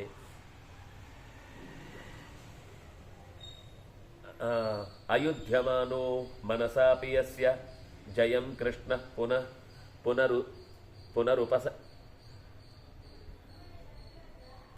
ಪುರುಷಸ್ಯಾಭಿನಂದೇತ್ ಏವಂ ಸರ್ವಾನ್ ವ್ಯತೀಯಾದಮಿತ್ರಾನ್ ಸೇಂದ್ರಾನ್ ದೇವಾನ್ ಮಾನುಷೇ ನಾಸ್ತಿ ಚಿಂತಾ. ಕೃಷ್ಣ ನೇರವಾಗಿ ಯುದ್ಧಕ್ಕೆ ಬಂದು ನಿಲ್ಲಬೇಕಾಗಿಲ್ಲ. ಕೃಷ್ಣ ಅಯುಧ್ಯಮಾನ ಅಂದ್ರೆ ಇದು ಇನ್ನೂ ನಿಶ್ಚಯ ಇರಲಿಲ್ಲ, ಆದ್ರೆ ಅವನಿಗೆ ಮೊದಲೇ ಆ ಮಾತು ಹೇಳ್ತಾ ಇದ್ದಾನೆ. ಕೃಷ್ಣ ಯುದ್ಧ ಮಾಡದೇ ಇದ್ರು ಕೂಡ ಅಯುಧ್ಯಮಾನ ಮನಸಾಪಿ, ಕೇವಲ ಮನಸ್ಸಿನಿಂದ ಅಸ್ಯ ಜಯಂ ಭೂಯಾತ್, ಇವನಿಗೆ ಜಯವಾಗಲಿ ಅಂತ ಸಂಕಲ್ಪಿಸಿದ್ರೆ ಸಾಕು, ಅವನನ್ನು ಅಭಿನಂದಿಸಿ ನೀನು ಗೆಲ್ತಿ ಅಂತ ಹೇಳಿದ್ರೆ ಸಾಕು, ಅವನು ಎಲ್ಲಾ ತರದ ಅಮಿತ್ರರನ್ನ, ಶತ್ರುಗಳನ್ನ ಸೋಲಿಸಿ, ಅಪಾಯಗಳನ್ನ ಮೀರಿ, ದೋಷಗಳನ್ನ ಕಳಚಿಕೊಂಡು, ಅವನಿಗೆ ಇಂದ್ರನಿಂದಲೇ ಕೂಡಿದ ದೊಡ್ಡ ದೇವತೆಗಳ ಸಹಾಯ ವಿರುದ್ಧವಾಗಿ ಬಂದು ನಿಂತರೂ ಕೂಡ ನಾಸ್ತಿ ಚಿಂತ, ಅವನಿಗೆ ಚಿಂತೆಯೇ ಇಲ್ಲ. ಯಾಕೆಂದ್ರೆ ದೇವರು ನೀನ್ ಗೆಲ್ತಿ ಅಂತ ಹೇಳಿ ಆದ್ಮೇಲೆ ದೇವತೆಗಳೆಲ್ಲ ಎದ್ನೋ ಬಿದ್ನೋ ಅಂತ ಬಂದು ತಮ್ಮ ಇದ್ದ ಆಯುಧಗಳನ್ನೆಲ್ಲ ಅವನ ಮೇಲೆ ಎಸೆದ್ರು ಅವನಿಗೇನೂ ಆಗಲ್ಲ. ಯಾಕೆಂದ್ರೆ ಅವನು ಸಂಕಲ್ಪಿಸಿದ್ದಾನೆ ಇವನಿಗೆ ಜಯವಾಗಬೇಕು ಅಂತ. ಅಂದಮೇಲೆ ಅವನ ಜಯ ಆಗಬೇಕು ಅನ್ನೋ ಮಾತನಾಡಿಯತ್ತೆ ಹೊರತು ಸೋಲಿಸ್ಬೇಕು ಅಂತ ಹೊರಟ ಆಯುಧಗಳು ಆಗೆಲ್ಲ ಮೌನ ವಹಿಸಿ ತಾವೇ ಕಳಚಿ ಬಿದ್ದು ಹೋಗ್ತಾವೆ. ಸಬಾಹುಭ್ಯಾಂ ಸಾಗ, ಯಾರಪ್ಪ ಒಬ್ಬ ಮೂರ್ಖ ಸಮುದ್ರವನ್ನೇ ನಾನು ತೋಳಿನಿಂದ ಈಸಿ ಗೆಲ್ಲಬಲ್ಲೆ, ಸಮುದ್ರಕ್ಕೆ ಹಾರಿ ದೊಡ್ಡ ಪ್ರಯಾಣ ಸಮುದ್ರದಲ್ಲಿ, ಎಲ್ಲ ಸಮುದ್ರದಲ್ಲಿ ಇದ್ದವ್ರು ಇದ್ದಾರೆ, ಅಲ್ಲಿ ಇದ್ದವ್ರು ಇದ್ದಾರೆ, ಅವ್ರ ಜೊತೆಗೆ ಒಂದು 4 ಜನ ಬೋಟು, ಇನ್ನೊಂದು 5 ಜನ ಅರ್ಜೆಂಟಿಗೆ ಏನಾದರೂ ತೊಂದರೆ ಆದರೆ ಅಂತ ತಗೊಂಡು ಬರೋರು ಇರ್ತಾರೆ. ಇದು ಹಾಗಲ್ಲ, ಸಮುದ್ರವನ್ನೇ ದಾಟಿ ಬಿಡ್ತೇನೆ ಅಂತ ಯಾರಾದರೂ ತೋಳ್ಬಲವನ್ನ ಆಶ್ರಯಿಸಿಕೊಂಡು ಹೋಗ್ತಾನೆ ಅಂದ್ರೆ ಬಹುಶಃ ಅತ್ಯಂತ ದೊಡ್ಡ, ಅತ್ಯಂತ ಮಂದ ಬುದ್ಧಿ ಅಂತ ವಿಶೇಷ ಪ್ರಶಸ್ತಿ ಏನಾದರೂ ಕೊಡುವುದಿದ್ರೆ ಅವನಿಗೆ ಕೊಡಬೇಕು. ದುರ್ಯೋಧನ ಒಂದು ಹಾಗಿನ ಪ್ರಯತ್ನವನ್ನು ಮಾಡುತ್ತಿದ್ದಾನೆ. ಕೃಷ್ಣನಂತಹ ಸಮುದ್ರವನ್ನು ನಮ್ಮ ಬದಿಗೆ ನೋಡಿಯೂ ಇದನ್ನೇ ದಾಟಿ ನಾನು ಪಾಂಡವರ ಕಡೆಗೆ ಸುಳಿದು ಅವರ ತಲೆ ತರಿದು ಬಿಡುತ್ತೇನೆ ಅಂತ ಯೋಚನೆ ಮಾಡ್ತಾ ಇದ್ದಾನಲ್ವಾ, ಇದಕ್ಕಿಂತ ಮೂರ್ಖತನ ಬೇರೆ ಉಂಟಾ? ಇಲ್ಲ. ಗಿರಿಂಜ ಇಚ್ಛೇತ ತಲೇನ ಭೇತ್ತುಂ ಶಿಲೋಚ್ಚಯೇ ಶ್ವೇತಮತಿ ಪ್ರಮಾಣಂ ತಸ್ಯೈವ ಪಾಣಿ ಸನಖೋ ವಿಶೀರ್ಯೇತ್ ನಚಾಪಿ ಕಿಂಚಿತ್ ಸಗಿರಿ ಗಿರೇಸ್ತು ಕುರಿಯ. ದೊಡ್ಡ ಏಕಾಕಾರದ ಬಂಡೆ, ಅದರ ಮೇಲೆ ಏನೋ ಕೋಪ ಬಂತು, ಅವನು ಇಳಿಯುವಾಗ ಜಾರಿ ಬಿದ್ದ, ಅದರ ಮೇಲೆ ಕೋಪ ಬಂತು. ಈ ಬಂಡೆನೇ ನನ್ನನ್ನು ಜಾರಿಸಿ ಬೀಳಿಸಿದ್ದು ಅಂತ ಹೇಳಿ ತನ್ನ ಮುಷ್ಟಿಘಾತದಿಂದ ಬಂಡೆಗೆ ಬಡ್ದ ಬಡ್ದ ಬಡ್ದ ಬಡ್ದ ಬಡ್ದ. ಏನಾಗುತ್ತೆ? ಉಗುರು ಬೆರಳು ಎಲ್ಲ ಕಿತ್ತೋಗುತ್ತಷ್ಟೇ, ಬಿಟ್ರೆ ಏನೂ ಇಲ್ಲ. ಸನಖ, ನಖದಿಂದ ಕೂಡಿದ ಪಾಣಿ ವಿಶೀರಿಯೇತ್, ಮೂಳೆಗಳೇ ಮುರಿದು ಹೋದಾವು ಹೊರತು ಬಂಡೆ ಏನೂ ಆಗುವುದಿಲ್ಲ. ಈಗ ಧೃತರಾಷ್ಟ್ರನ ಮಕ್ಕಳ ಸ್ಥಿತಿಯೂ ಕೂಡ ಭೀಮ ಕೃಷ್ಣನಂತಹ ಬಂಡೆಗಳಿಗೆ ತಲೆ ಬಡಿದು ಈ ಬಂಡೆಯನ್ನು ಒಡಿತೇನೆ ಅಂತ ಮಹಾಪ್ರಯತ್ನಕ್ಕೆ ಕೈ ಹಾಕಿದ ಕಾಣಿಸ್ತಿದೆ. ಅಗ್ನಿಂ ಸಮಿದ್ಧಂ ಶಮಯೇತ್ ಭುಜಾಭ್ಯಾಂ, ಜೋರು ಉರಿತಾ ಇದೆ ಬೆಂಕಿ, ಅಂತ ಚಪ್ಪಾಳೆ ತಟ್ಟಿ ಅದನ್ನ ಆರಿಸಿದ್ರೆ ಅದು ಆರುತ್ತಾ? ಯಾವ ಕಾರಣಕ್ಕೂ ಅದಾಗುದಿಲ್ಲ. ಶಮಯೇತ್ ಭುಜಾಭ್ಯಾಂ, ತೋಳುಗಳಿಂದ ಅದನ್ನು ಬೀಸಿ ಬೀಸಿ ಚಪ್ಪಾಳೆ ತಡೆದು ಅದನ್ನು ಕೈಯಲ್ಲೇ ಹಿಡಿದು ಮುಗಿಸ್ಬಿಡ್ತೇನೆ ಅಂತ ಎಲ್ಲ ಕೆಂಡವನ್ನು ಕೈಯೊಳಗೆ ಹಾಕೊಳ್ತೇನೆ ಅಂದ್ರೆ ಏನಾಗುತ್ತೆ? ಕೈ ಸುಟ್ಟೋಗುತ್ತಷ್ಟೆ, ಬೆಂಕಿ ಏನಾರಲ್ಲ. ಹಾಗೆ ಚಂದ್ರಂಚ ಸೂರ್ಯಂಚ ನಿವಾರಯಿತ, ಸೂರ್ಯ ಚಂದ್ರರ ಬೆಳಕು ಭೂಮಿಗೆ ಬರದಿರಲಿ ಅಂತ ತಾನೇ ಕೈ ಹಿಡಿದು ಆ ಬೆಳಕನ್ನು ಅಡ್ಡ ಹಿಡಿತೇನೆ ಅಂದ್ರೆ ನಿನ್ನ ಕೈಗೆ ಅಡ್ಡ ಬರುತ್ತೆ ಅಷ್ಟೇ, ಅದು ಪಕ್ಕದಲ್ಲಿ ಬಿದ್ದಿರುತ್ತೆ ಬೆಳಕು. ನೀನು ಆ ಥರ ಏನಾದ್ರೂ ಯೋಚನೆ ಮಾಡಿದ್ರೆ ಮೂರ್ಖ ಅಂತಾರೆ. ಹರೇ ದೇವಾನಾಂ ಅಮೃತಂ ಪ್ರಸಹ್ಯ, ದೇವತೆಗಳ ಹತ್ರ ಹೋಗಿ ಅವರ ಅಮೃತವನ್ನೇ ಕಸಿದುಕೊಂಡು ಬಂದು ನಾವು ನಮಗೆ ಬೇಕಾದ ಸೌಖ್ಯವನ್ನ ಪಡೀತೇವೆ ಅಂತಿದ್ರೆ ಮೊದಲು ವಾಸುದೇವನನ್ನು ದಾಟಿ ಹೋಗಬೇಕು. ಅಮೃತವೂ ಕೂಡ ದೇವತೆಗಳ ವಶದಲ್ಲಿ ಇದ್ರೂ ಕೂಡ ಅದು ಭಗವಂತನ ಆಜ್ಞೆಯನ್ನ ಮೀರಿ ಯಾರು ಕೂಡ ಅದನ್ನ ಸ್ವೀಕರಿಸಲಿಕ್ಕೆ ಸಾಧ್ಯ ಇಲ್ಲ, ಆ ಪದಾರ್ಥವನ್ನ ತಗೊಳ್ಳಿಕ್ಕಾಗುವುದಿಲ್ಲ. ಇಷ್ಟು ಹೇಳಿ ಕೃಷ್ಣನ ಮಹತ್ವವನ್ನು ಹೇಳುತ್ತಾನೆ. ಏನಾಯಿತು? ಯೋ ರುಗ್ಮಿಣೀನ್ ಏಕರಥೇನ ಭೋಜಾನ್ ಉತ್ಸಾದ್ಯ ರಾಜ್ಯ ಸಮರೇ ಪ್ರಸಹ್ಯ ಉವಾಹ ಭಾರ್ಯಾಂ ಯಶಸಾ ಜ್ವಲಂತೀಂ ಯಸ್ಯಾಂ ಜಜ್ಞೆ ರೌಗ್ಮಿಣೇಯೋ ಮಹಾತ್ಮ. ಈ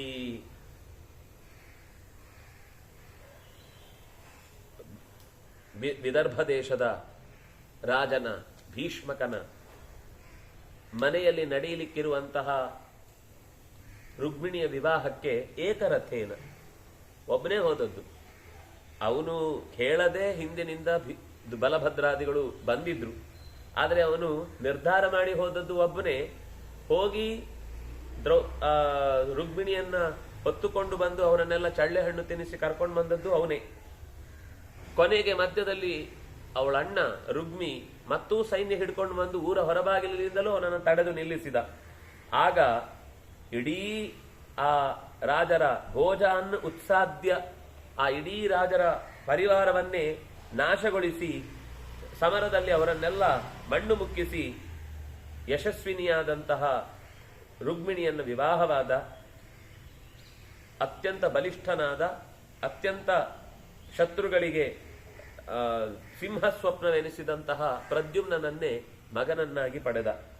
ಅಯಂ ಗಾಂಧಾರಾನ್ ತರಸಾ ಸಂಪ್ರಮಥ್ಯ ಜಿತ್ವಾ ಪುತ್ರಾನ್ನಗ್ನಜಿತ ಸಮಗ್ರಾನ್ ಬದ್ಧಂ ಮುಮೋಚ ವಿನದಂತಂ ಪ್ರಸಹ್ಯ ಸುದರ್ಶನಂ ವೈ ದೇವತಾನಾಂ ಲಲಾಮಂ. ಎರಡು ಪ್ರಸಂಗಗಳನ್ನು ಹೇಳ್ತಾರೆ. ಇವನೇ ಹಿಂದೆ ಗಾಂಧಾರಾನ್ ತರಸಾ ಸಂಪ್ರಮಥ್ಯ, ಕೃಷ್ಣನ ಮೇಲೆ ಯುದ್ಧಕ್ಕೆ ಅಂತ ಬಂದ ಗಾಂಧಾರ ದೇಶದವರನ್ನು ಕೂಡ ಕೃಷ್ಣ ಒಬ್ಬನೇ ಸೋಲಿಸಿದ್ದಾನೆ. ಗಾಂಧಾರದವರು ಇವತ್ತಿನಿಂದ ಅಲ್ಲ, ಯಾವತ್ತಿನಿಂದಲೂ ಇಲ್ಲಿಗೆ ಕೆಡುಕನ್ನೇ ಮಾಡಲಿಕ್ಕೆ ಬಯಸುವಂಥವ್ರು. ಆದ್ರಿಂದಾಗಿ ತಾನ್ ತರಸ ಅವರನ್ನೆಲ್ಲ ವೇಗವಾಗಿ ಸಂಪ್ರಮಥ್ಯ ಚೆನ್ನಾಗಿ ಪುಡಿಗಟ್ಟಿದ್ದ.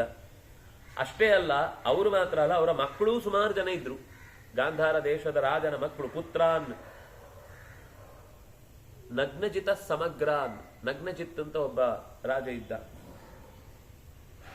ನಾಗ್ನಜಿತಿ ಅಂತ ಅವನ ಮಗಳನ್ನೇ ಕೃಷ್ಣ ಮೇಲೆ ವಿವಾಹವಾದದ್ದು. ಅಲ್ಲಿ 7 ಕರಾಳವಾದ ಗೂಳಿಗಳಿದ್ದವು. ಅವುಗಳನ್ನು ಕೂಡ ಕೊಂದು ರಾಧೆಯನ್ನು ವಿವಾಹವಾಗಿ ಬಂದ. ಅವಳಿಗೆ ನೀಲ ಅಂತ ಮತ್ತೆ ಬಂದ ಹೆಸರು. ವಿವಾಹವಾಗಿ ಬಂದ. ಇನ್ನೊಬ್ಬ ಇದ್ದ ಸುದರ್ಶನ ಅಂತ, ದೇವತೆಗಳಲ್ಲಿ ಅತ್ಯಂತ ವಿಶಿಷ್ಟನಾದ ವ್ಯಕ್ತಿತ್ವ ಇರುವವ. ಅವನು ಯಾವುದೋ ಯುದ್ಧದಲ್ಲಿ ಹೋಗಿ ಶತ್ರುಗಳಿಂದ ಬದ್ಧನಾಗಿದ್ದ ದೈತ್ಯರ ಕೈಯಲ್ಲಿ. ಆವಾಗ ಕೃಷ್ಣ ಅಲ್ಲಿಗೆ ತೆರಳಿ ಬದ್ಧಂ ಮೋಚ, ಕಟ್ಟು ಬಿದ್ದವನನ್ನ ಬಿಡಿಸಿ ಕರ್ಕೊಂಡು ಬಂದು ವಾಪಸ್ಸು ಅವನ ಊರಿಗೆ ಬಿಟ್ಟ. ಅಷ್ಟೇ ಅಲ್ಲ, ಅಯಂ ಕವಾಟೆ ನಿಜಘಾನ ಪಾಂಡ್ಯಂ. ಕವಾಟ ಅನ್ನುವಂತಹ ದೇಶದಲ್ಲಿ ಒಬ್ಬ ಪಾಂಡ್ಯ ಅನ್ನುವ ರಾಜನನ್ನ, ಕೃಷ್ಣನ ಮೇಲೆ ಯುದ್ಧಕ್ಕೆ ಬಂದವನನ್ನ ಕೊಂದ. ತಥಾ ಕಲಿಂಗಾನ್. ಕಲಿಂಗ ದೇಶದ ರಾಜರು, ಒಡಿಶಾ, ಆ ದೇಶದ ರಾಜರು ಕೃಷ್ಣನ ಮೇಲೆ ಯುದ್ಧಕ್ಕೆ ಬಂದಾಗ ಅವರನ್ನೂ ಸಂಹರಿಸಿದ. ದಂತವಕ್ರಂ. ಅವನಿಗೆ ಬೆಂಗಾವಲಾಗಿ ಬಂದಿದ್ದವರೆಲ್ಲ ಅನೇಕ ಜನ ಇದ್ರು. ಅದರಲ್ಲಿ ದಂತವಕ್ರನು ಒಬ್ಬ. ಅವನನ್ನು ಕೂಡ ಯುದ್ಧದಲ್ಲಿ ಕೊಂದ. ಅನೇನ ದಗ್ಧ ವರ್ಷ ಪೂಗಾನ್ವಿನಾಥಾ ವಾರಾಣಸಿ ನಗರಿ ಸಂಬಭೂವ. ಕೃಷ್ಣನ ಹೆಸರನ್ನ ತನ್ನ ಹೆಸರು ಅಂತ ಎಲ್ಲ ಕಡೆ ಹೇಳ್ಕೊಂಡು ತಿರುಗ್ತಾ ಇದ್ದವನೊಬ್ಬ ಇದ್ದ. ಪೌಂಡ್ರಕ ಅಂತ ಅವನ ಹೆಸರು. ಅವನು ಕೃಷ್ಣನ ಅನುಪಸ್ಥಿತಿಯಲ್ಲಿ ದ್ವಾರಕೆಗೆ ಬಂದು ತಾನು ಕೃಷ್ಣನಂತೆ 2 ಕೈ ಕಟ್ಟಿಸಿಕೊಂಡಿದ್ದ, ಎದೆ ಒಂಚೂರು ಸುಟ್ಟುಕೊಂಡಿದ್ದ, ಒಂದು ಚಿನ್ನದ ರಥವನ್ನ ಗರುಡನ ಹಾಗೆ ತಯಾರು ಮಾಡಿಕೊಂಡಿದ್ದ. ಬಂದು ಕೃಷ್ಣ ನಾಳೆ ನನಗೆ ಅವನ ಸುದರ್ಶನ ಕೊಟ್ಟು ಹೋಗ್ಬೇಕು ಹೇಳಿ, ನಾಳೆಯಿಂದ ಅವನು ತನ್ನನ್ನು ವಾಸುದೇವ ಅಂತ ಕರೆಸ್ಕೊಳ್ಬಾರ್ದು. ನಾನು ವಾಸುದೇವ, ಯಾಕಂದ್ರೆ ಇವರ ಅಪ್ಪನು ವಸುದೇವನೇ. ವಸುದೇವನ ಮಗ ನಾನು. ಅವನು ವಾಸುದೇವ ಅನ್ನೋ ಹೆಸರನ್ನ ತೆಗೆದು ಅವನ ಬರ್ತ್ ಸರ್ಟಿಫಿಕೇಟ್ ಅಲ್ಲಿ ಅದನ್ನ ಡಿಲೀಟ್ ಮಾಡಿಸಿ ನನ್ಗೆ ಆ ಹೆಸರನ್ನ ಬಿಟ್ಕೊಟ್ಟಿದ್ದೇನೆ ಅಂತ ಒಂದು ಕರಾರು ಪತ್ರ ಬರ್ಕೊಟ್ಟು ಹೋಗ್ಬೇಕು ಅಂತ ಬಹಳ ಮೌನವಾದ ಸಭೆಯಲ್ಲಿ ಬೊಬ್ಬೆ ಹೊಡೆದ. ಮೌನವಾಗಿದ್ದ ಯಾಕೆ ಅಂದ್ರೆ ಏನೆಲ್ಲ ಹೇಳ್ತಾನೆ ಅಂತ ಅವ್ರು ಕೇಳುವ ಕುತೂಹಲ ಬಿಟ್ರೆ ಅವನು ಹೆದರಿ ಬೆದರಿ ಏನು ಕೂತಿದ್ದಲ್ಲ. ಅವನು ಹೇಳಿ ಮುಗಿಸಿದಾಗ ಅವನು ಹೊರಟು ಹೋಗೋ ತನಕನೂ ನಕ್ಕಿದ್ದಾರೆ ಇಡೀ ಯಾದವರ ಗುಂಪು. ಸಿಟ್ಟು ಬಂತ ಅವನಿಗೆ, ಬೈಕೊಂಡು ಹೊರಟೋದ. ಕೃಷ್ಣ ಬಂದ ಮೇಲೆ ಹೀಗೆ ವಿಷಯ ತಿಳಿಸಿದ. ಹೀಗೊಬ್ಬ ಬಂದಿದ್ದ, ನೀನೇ ಅವನಂತೆ, ಅವನೇ ನೀನಂತೆ, ನೀನು ಅವನಲ್ಲ ಅಂತೆ, ಅವನು ನೀನಂತೆ ಅಂತ. ಅದಕ್ಕೆ ಆಯ್ತು ಸರಿ ಒಂದ್ಸರ್ತಿ ಮಾತಾಡಿಸ್ಕೊಂಡು ಬರೋಣ ಅಂತ ಸೀದಾ ಈ ಕಾಶಿಗೆ ಬಂದಿದ್ದ. ಅವನಲ್ಲಿ ಆಧಿಪತ್ಯ ನಡೆಸ್ತಾ ಇದ್ದವನು. ಬಂದಾಗ ಅವನ ಜೊತೆಗೆ ಭೀಕರವಾದ ಯುದ್ಧ ಆಯಿತು. ಕೃಷ್ಣ ಒಬ್ಬನೇ ಹೋದದ್ದು, ಸಸೈನ್ಯನಾಗಿ ಹೋದದ್ದೇನಲ್ಲ. ಅವನ ಇಡೀ ಸೈನ್ಯವನ್ನು ನುಚ್ಚುನೂರುಗೊಳಿಸಿ ವಾಪಸ್ಸು ಬಂದ ದ್ವಾರಕೆಗೆ. ಅವನ ಅಧಿಕಾರವನ್ನ ತಾನು ತಗೊಳ್ಳೇ ಇಲ್ಲ. ಕೃಷ್ಣ ಎಲ್ಲಿಯೂ ಕೂಡ ಯುದ್ಧ ಆದ್ಮೇಲೆ ಆ ಅಧಿಕಾರವನ್ನು ತನ್ನ ವಶಕ್ಕೆ ತಂದುಕೊಂಡ ಒಂದೇ ಒಂದು ಉದಾಹರಣೆ ಇಲ್ಲ. ಎಲ್ಲವನ್ನು ಅಲ್ಲಿಯವರಿಗೆ ಮತ್ತೆ ಬಿಟ್ಟುಕೊಟ್ಟು, ಯಾಕೆಂದ್ರೆ ಆ ಜಾಗದಲ್ಲಿಯ ವ್ಯಕ್ತಿಗಳಿಗೇನೆ ಅಲ್ಲಿಯ ಆಗುಹೋಗುಗಳು ಸರಿತಪ್ಪುಗಳು ಸರಿಯಾಗಿ ಗೊತ್ತಾಗುತ್ತೆ. ಹೊಸ ರಾಜ ಹೊಸ ಮನೆತನಗಳಾದಾಗ ಪ್ರಜೆಗಳು ಕಂಗಾಲಾಗ್ತಾರೆ. ಅದನ್ನ ಅಡ್ಜಸ್ಟ್ ಆಗುವುದಕ್ಕೆ ಎಷ್ಟು ಹೊತ್ತಾಗುತ್ತೆ ಅಷ್ಟರಲ್ಲಿ ಈ ಬಂಡಾಯದವರೆಲ್ಲ ಎದ್ದು ಬಿಟ್ರೆ ಆವಾಗ ರಾಜನಿಗೆ ತುಂಬಾ ಕುತ್ತು ಬರುತ್ತೆ. ಅದಕ್ಕೋಸ್ಕರ ನೀವು ನಮ್ಮ ವಶದಲ್ಲಿ ಇದ್ದು ನಾವು ಹೇಳಿದ ಹಾಗೆ ಕೇಳಿಕೊಂಡು ಇದ್ರೆ ಸರಿ, ನೀವು ವ್ಯವಸ್ಥೆ ಮಾಡ್ತೇವೆ. ಆದ್ರೆ ಕೃಷ್ಣ ಆಮೇಲೂ ಕೂಡ ಎಲ್ಲೂ ಕೂಡ ಅಲ್ಲಿಂದ ಟ್ಯಾಕ್ಸ್ ತಗೊಳ್ಳುದು, ನೀವು ನಮ್ಗೆ ಪರವಾಗಿರ್ಬೇಕು ಅಂತ ಅವರನ್ನ ನೋಡಿ. ಎಷ್ಟೋ ಜನ ನರಕಾಸುರ ಮತ್ತು ಜರಾಸಂಧನ ವಶದಲ್ಲಿ ಇದ್ದವರು ರಾಜರು ಬಿಡುಗಡೆ ಆದ್ಮೇಲೆ ದುರ್ಯೋಧನನಿಗೆ ಹೆಲ್ಪ್ ಮಾಡ್ಲಿಕ್ಕೆ ಹೋದ್ರು ಬಹಳ ಜನ. ಕೃಷ್ಣ ತಡೀಲಿಲ್ಲ. ನಾನ್ ನಿಮಗೆ ಅಷ್ಟು ಅವಕಾಶ ಮಾಡಿಕೊಟ್ಟಿದ್ದೆ, ನಿಮ್ಮ ಮಕ್ಕಳನ್ನೆಲ್ಲ 22,800 ಮಕ್ಕಳನ್ನು ಬಿಟ್ಟು ಅಷ್ಟೇ ಅಲ್ಲ, ರಾಜಸೂಯ ಯಾಗದಲ್ಲೂ ಎಷ್ಟೋ ಜನ ಯುದ್ಧ ಮಾಡದೆ ಕೊಡ್ಲೇ ಇಲ್ಲ. ಯುದ್ಧ ಮಾಡಿ ಪಟ್ಟಿಂದೆ ಆಮೇಲೆ ಕೊಟ್ಟದ್ದು. ನಮ್ಮನ್ನು ಬಿಡಿಸಿದ ಏನೋ ಅಕಸ್ಮಾತ್ ಅವರನ್ನ ಯಾರನ್ನು ಬಿಡಿಸುವಾಗ ನಾವು ಬಿಟ್ಟು ಬಂದ್ವಿ, ನಾವ್ಯಾಕೆ ಅವನಿಗೆ ಕಟ್ಟಬೇಕು ಟ್ಯಾಕ್ಸು ಅಂತೆಲ್ಲ. ಅವನ ಪಾಂಡವರಿಗೆ ಅವ್ನ ಸಪೋರ್ಟ್ ಇದ್ರೆ ಅವನದಾಯ್ತು, ನಮ್ಗೇನ್ ಸಂಬಂಧ ಇಲ್ಲ ಅಂತೆಲ್ಲ ಕೆಲವರು ಮಾತಾಡಿದವರು ಇದ್ರು. ಅವ್ರನ್ನೆಲ್ಲ ಸೆದೆ ಬಡಿದು ಕರ್ಕೊಂಡು ಬಂದಿದ್ರು. ಮುಂದೂ ಕೂಡ ಪಾಂಡವರಿಗೆ ಹೆಲ್ಪ್ ಮಾಡಿ ಅಂತ ಕೃಷ್ಣ ಯಾವುದೇ ರೀತಿಯ ಸಂದೇಶವನ್ನು ಕಳಿಸ್ಲಿಲ್ಲ. ನಿಮ್ಗೆ ಏನ್ ಅಭಿಪ್ರಾಯ ಇದೆ ಅದನ್ನ ನಡ್ಕೊಳ್ಳಿ. ಅನ್ಯಾಯಕ್ಕೆ ವಿರುದ್ಧವಾಗಿದ್ರೆ, ನ್ಯಾಯಕ್ಕೆ ವಿರುದ್ಧವಾಗಿದ್ರೆ, ಅನ್ಯಾಯ ನಡೀತಾ ಇದ್ರೆ ನಾನು ನಿಮ್ಮನ್ನ ಮತ್ತೆ ನಿಗ್ರಹಿಸಬೇಕಾದ ಯೋಚನೆ ಮಾಡ್ತೇನೆ ಅಂತ. ಹೀಗೆ ಕಾಶಿ ದೇಶದ ರಾಜನ ಸಂಹಾರ ಆಯಿತು, ಬಿಟ್ಟು ಬಂದ. ಆದ್ರೆ ಅವನ ಮಗ ಸುದಕ್ಷಿಣ ಅಂತ ಒಬ್ಬ ಇದ್ದ. ಅವನು ಕೃಷ್ಣನ ಮೇಲೆ ಕೋಪಕ್ಕೆ ಒಳಗಾಗಿ ತನ್ನ ಮಂತ್ರದ ಬಲದಿಂದ ಕೃತ್ಯವೊಂದನ್ನ ಪ್ರಯೋಗ ಮಾಡಿ ಕೃಷ್ಣನ ಮೇಲೆ ಬಿಟ್ಟ. ದ್ವಾರಕ್ಕೆ ಇಡೀ ದ್ವಾರಕ್ಕೆ ಸುಟ್ಟು ಹೋಗ್ಬೇಕು ಅಂತ. ದ್ವಾರಕೆಯ ಬಾಗಿಲಿನ ಹತ್ರ ಬಂದಾಗ ಕೃಷ್ಣನಿಗೆ ಗೊತ್ತಾಯ್ತು. ಕೃಷ್ಣನ ಆಯುಧ ಸುದರ್ಶನ ಹೇಳಿದ. ಅದು ಸುದರ್ಶನನೇ. ಅವನು ಇವನ ಕೈಯಲ್ಲಿದ್ದದ್ದು ಸುದರ್ಶನನೇ. ಸ್ವಲ್ಪ ಅಪ್ಪಣೆ ಬೇಕು, ಏನಾದ್ರೂ ಮಾಡಕ್ ಹೋಗು ಅಂತ ಕೃಷ್ಣ ಕಳಿಸ್ಕೊಟ್ಟ. ಅದು ನುಗ್ಗುವಾಗಲೇ ಇಡೀ ದ್ವಾರಕೆಗೆ ವಲಯವನ್ನು ಸೃಷ್ಟಿ ಮಾಡಿ ಅದು ಒಳಕ್ಕೆ ನುಗ್ಗದ ಹಾಗೆ ತಡೆಯಿತು. ಸುದರ್ಶನದ ಕೆಲಸ ಬರೀ ತಡೆಯುವುದಲ್ಲ, ಬಡಿಯುವುದೇ. ಹಿಂದ ಕಟ್ಟಿಸಿಕೊಂಡು ಹೋಯ್ತದನ್ನ, ಆ ಕೃತ್ಯವನ್ನ ಅಟ್ಟಿಸಿಕೊಂಡು ಹೋದ್ರೆ ಅದಕ್ಕೆ ತಾನು ಒಂದು ಹುಟ್ಟಿದ ಮೇಲೆ ಏನಾದ್ರೂ ತನಗೆ ಬೇಕಾದ್ದನ್ನ ಸ್ವೀಕರಿಸದೆ ಅದು ಶಾಂತ ಆಗುವುದೇ ಇಲ್ಲ. ಅದೇನಾಯ್ತು ಅಂದ್ರೆ ಓಡಿತು ವಾಪಸ್ಸು. ಇದು ಬೆನ್ನಟ್ಟಿಕೊಂಡು ಬಂತು ಅಂತ ಗೊತ್ತಾದ ತಕ್ಷಣ ಸೀದಾ ಕಾಶಿಗೆ ಹೋಗಿ, ಅಂದ್ರೆ ಆ ವಾರಾಣಸಿಗೆ ಹೋಗಿ, ಅನೇನ ದಗ್ಧ ವರ್ಷಪೂಗಾನ್ ವಿನಾಥ, ಭಾಗವತದಲ್ಲಿ ಅದರ ವರ್ಣನೆ ಇದೆ. ತುಂಬಾ ಸಾಂಸ್ಕೃತಿಕ ನಗರ ಅದು, ಮತ್ತು ತುಂಬಾ ಪ್ರಾಚೀನ ನಗರ. ತುಂಬಾ ರೀತಿಯಿಂದ ಸಮಾಜದಲ್ಲಿ ಆ ಕಾಲದಿಂದಲೂ ಹೆಸರುವಾಸಿಯಾದ ನಗರ. ಇಡೀ ಊರು ಕ್ಷಣ ಮಾತ್ರದಲ್ಲಿ ಸುಟ್ಟು ಭಸ್ಮವಾಗಿ ಹೋಯಿತು. ಹೇಗೆ ಹೇಳ್ತಾರೆ ಅಂದ್ರೆ ಆ ಪ್ರಾಸಾದಗಳೆಲ್ಲ ಸುಟ್ಟಿದ್ದು ಹಾಗೆ ಇತ್ತಂತೆ. ಎಷ್ಟೋ ವರ್ಷಗಳ ಕಾಲ ಅದನ್ನು ನೋಡ್ಕೊಳ್ಳೋರು ಇಲ್ಲದೆ ವಿನಾಥಾಹ ವರ್ಷ ಪೂಗಾನ್, ಪೂಗ ಅಂದ್ರೆ ಗುಂಪು, ಅನೇಕ ವರ್ಷಗಳ ಕಾಲ ಅದಕ್ಕೊಬ್ಬ ರಾಜ ಇಲ್ಲದೆ, ಅದಕ್ಕೊಬ್ಬ ಸಾರಥಿ ಇಲ್ಲದೆ, ಮುಂದೆ ನಡೆಸಬೇಕಾದಂತ ಒಬ್ಬ ನಾಯಕ ಇಲ್ಲದೆ ಬಹಳ ಕಾಲ ಒದ್ದಾಡಿತು ಆ ಕಾಶಿ ಪಟ್ಟಣ. ಮತ್ತೆ ಮುಂದೆ ನಿಧಾನಕ್ಕೆ ಬದಲಾವಣೆ ಅಂತ ಅನ್ನೋದು ಪ್ರಕೃತಿಯ ನಿಯಮ. ಮತ್ತೆ ಅಂದ್ರೆ ಅದು ಮತ್ತೆ ಚಿಗುರಿತು, ನಗರ ಮತ್ತೆ ಚಿಗುರಿತು. ಆದ್ರೆ ಒಬ್ಬ ದುಷ್ಟನಿಗೆ ಒಂದು ಬೆಂಬಲ ಸಿಕ್ಕಿತು ಅಂತ ಯಾರಿಂದೆಲ್ಲ ಸಿಗುತ್ತೋ ಅವರೆಲ್ಲರೂ ನಾಶ ಆಗ್ತಾರೆ. ಯಾರೆಲ್ಲ ದುಷ್ಟರಿಗೆ ಬೆಂಬಲ ಕೊಡ್ತಾರೋ ಕೇವಲ ದುಷ್ಟರು ಮಾತ್ರ ಸಾಯುದಿಲ್ಲ, ಆ ಸುದರ್ಶನ ಮಾತ್ರ ಸಾಯಲಿಲ್ಲ. ಅವನ ಜೊತೆಗಿದ್ದ ನಂಬಿದ ಎಲ್ಲಾ ಜನರು ಕೂಡ ನಷ್ಟವಾಗಿ ಹೋದ್ರು. ಇನ್ನು ಕೆಲವರದೆಲ್ಲ ಯಾವುದೋ ಒಂದು ಕಾಲಕ್ಕೆ ಅಷ್ಟೇ ಜೀವ ತೆರುವಂತಹ ಸ್ಥಿತಿ ಇತ್ತು, ಪ್ರಾಣ ಬಿಟ್ರು. ಅವ್ರು ತಪ್ಪು ಮಾಡಿದ್ದು ಅಂತ ಈ ಕಾರಣಕ್ಕೆ ತಪ್ಪೇ ಆಗಿರ್ಬೇಕಾಗಿಲ್ಲ, ಇನ್ಯಾವುದೋ ಹಿಂದಿನ ಕಾಲದಿರುತ್ತೆ. ಕೆಲವೊಂದ್ಸರ್ತಿ ನೀವೇನು ಎಲ್ಲ ಜ್ಯೋತಿಷ್ಯ ಪ್ರಕಾರ ಆಗೋದಾದ್ರೆ ಒಂದ್ ಬಸ್ಸಲ್ಲಿದ್ದ ಎಲ್ಲರೂ ಒಟ್ಟಿಗೆ ಸತ್ರು ಅಂದ್ರೆ ಒಂದೇ ಜಾತಕನ ಎಲ್ಲ ಒಟ್ಟಿಗೆ ಹೆಂಗ್ ಸತ್ರು ಅಂತ 100 ಪ್ರಶ್ನೆ ಕೇಳ್ತಾರೆ.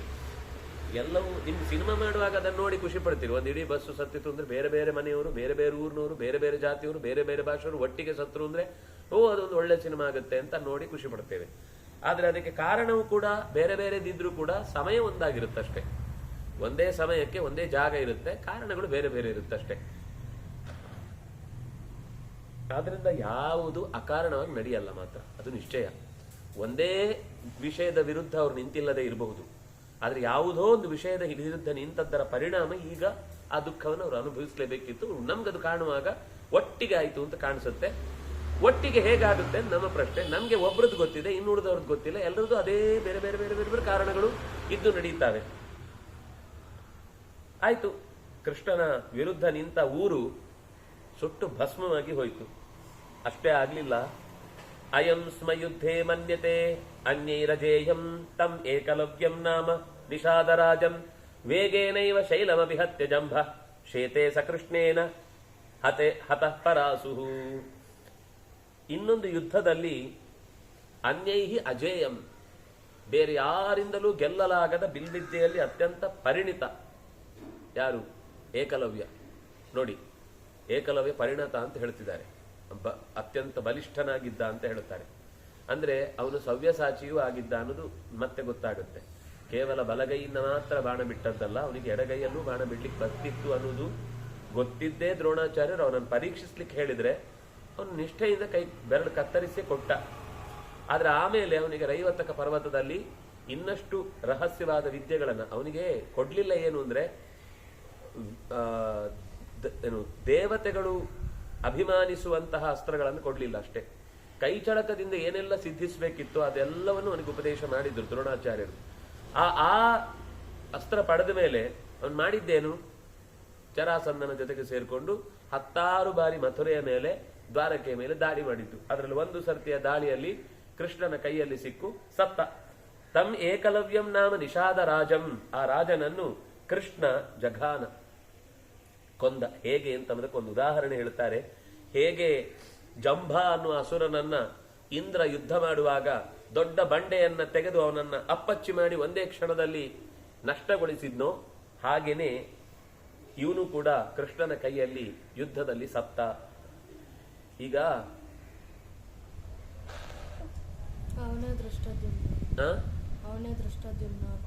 ಅಲ್ಲಪ್ಪ, ಅವನು ರಾಕ್ಷಸ, ಅವನು ಏಕಲವ್ಯ.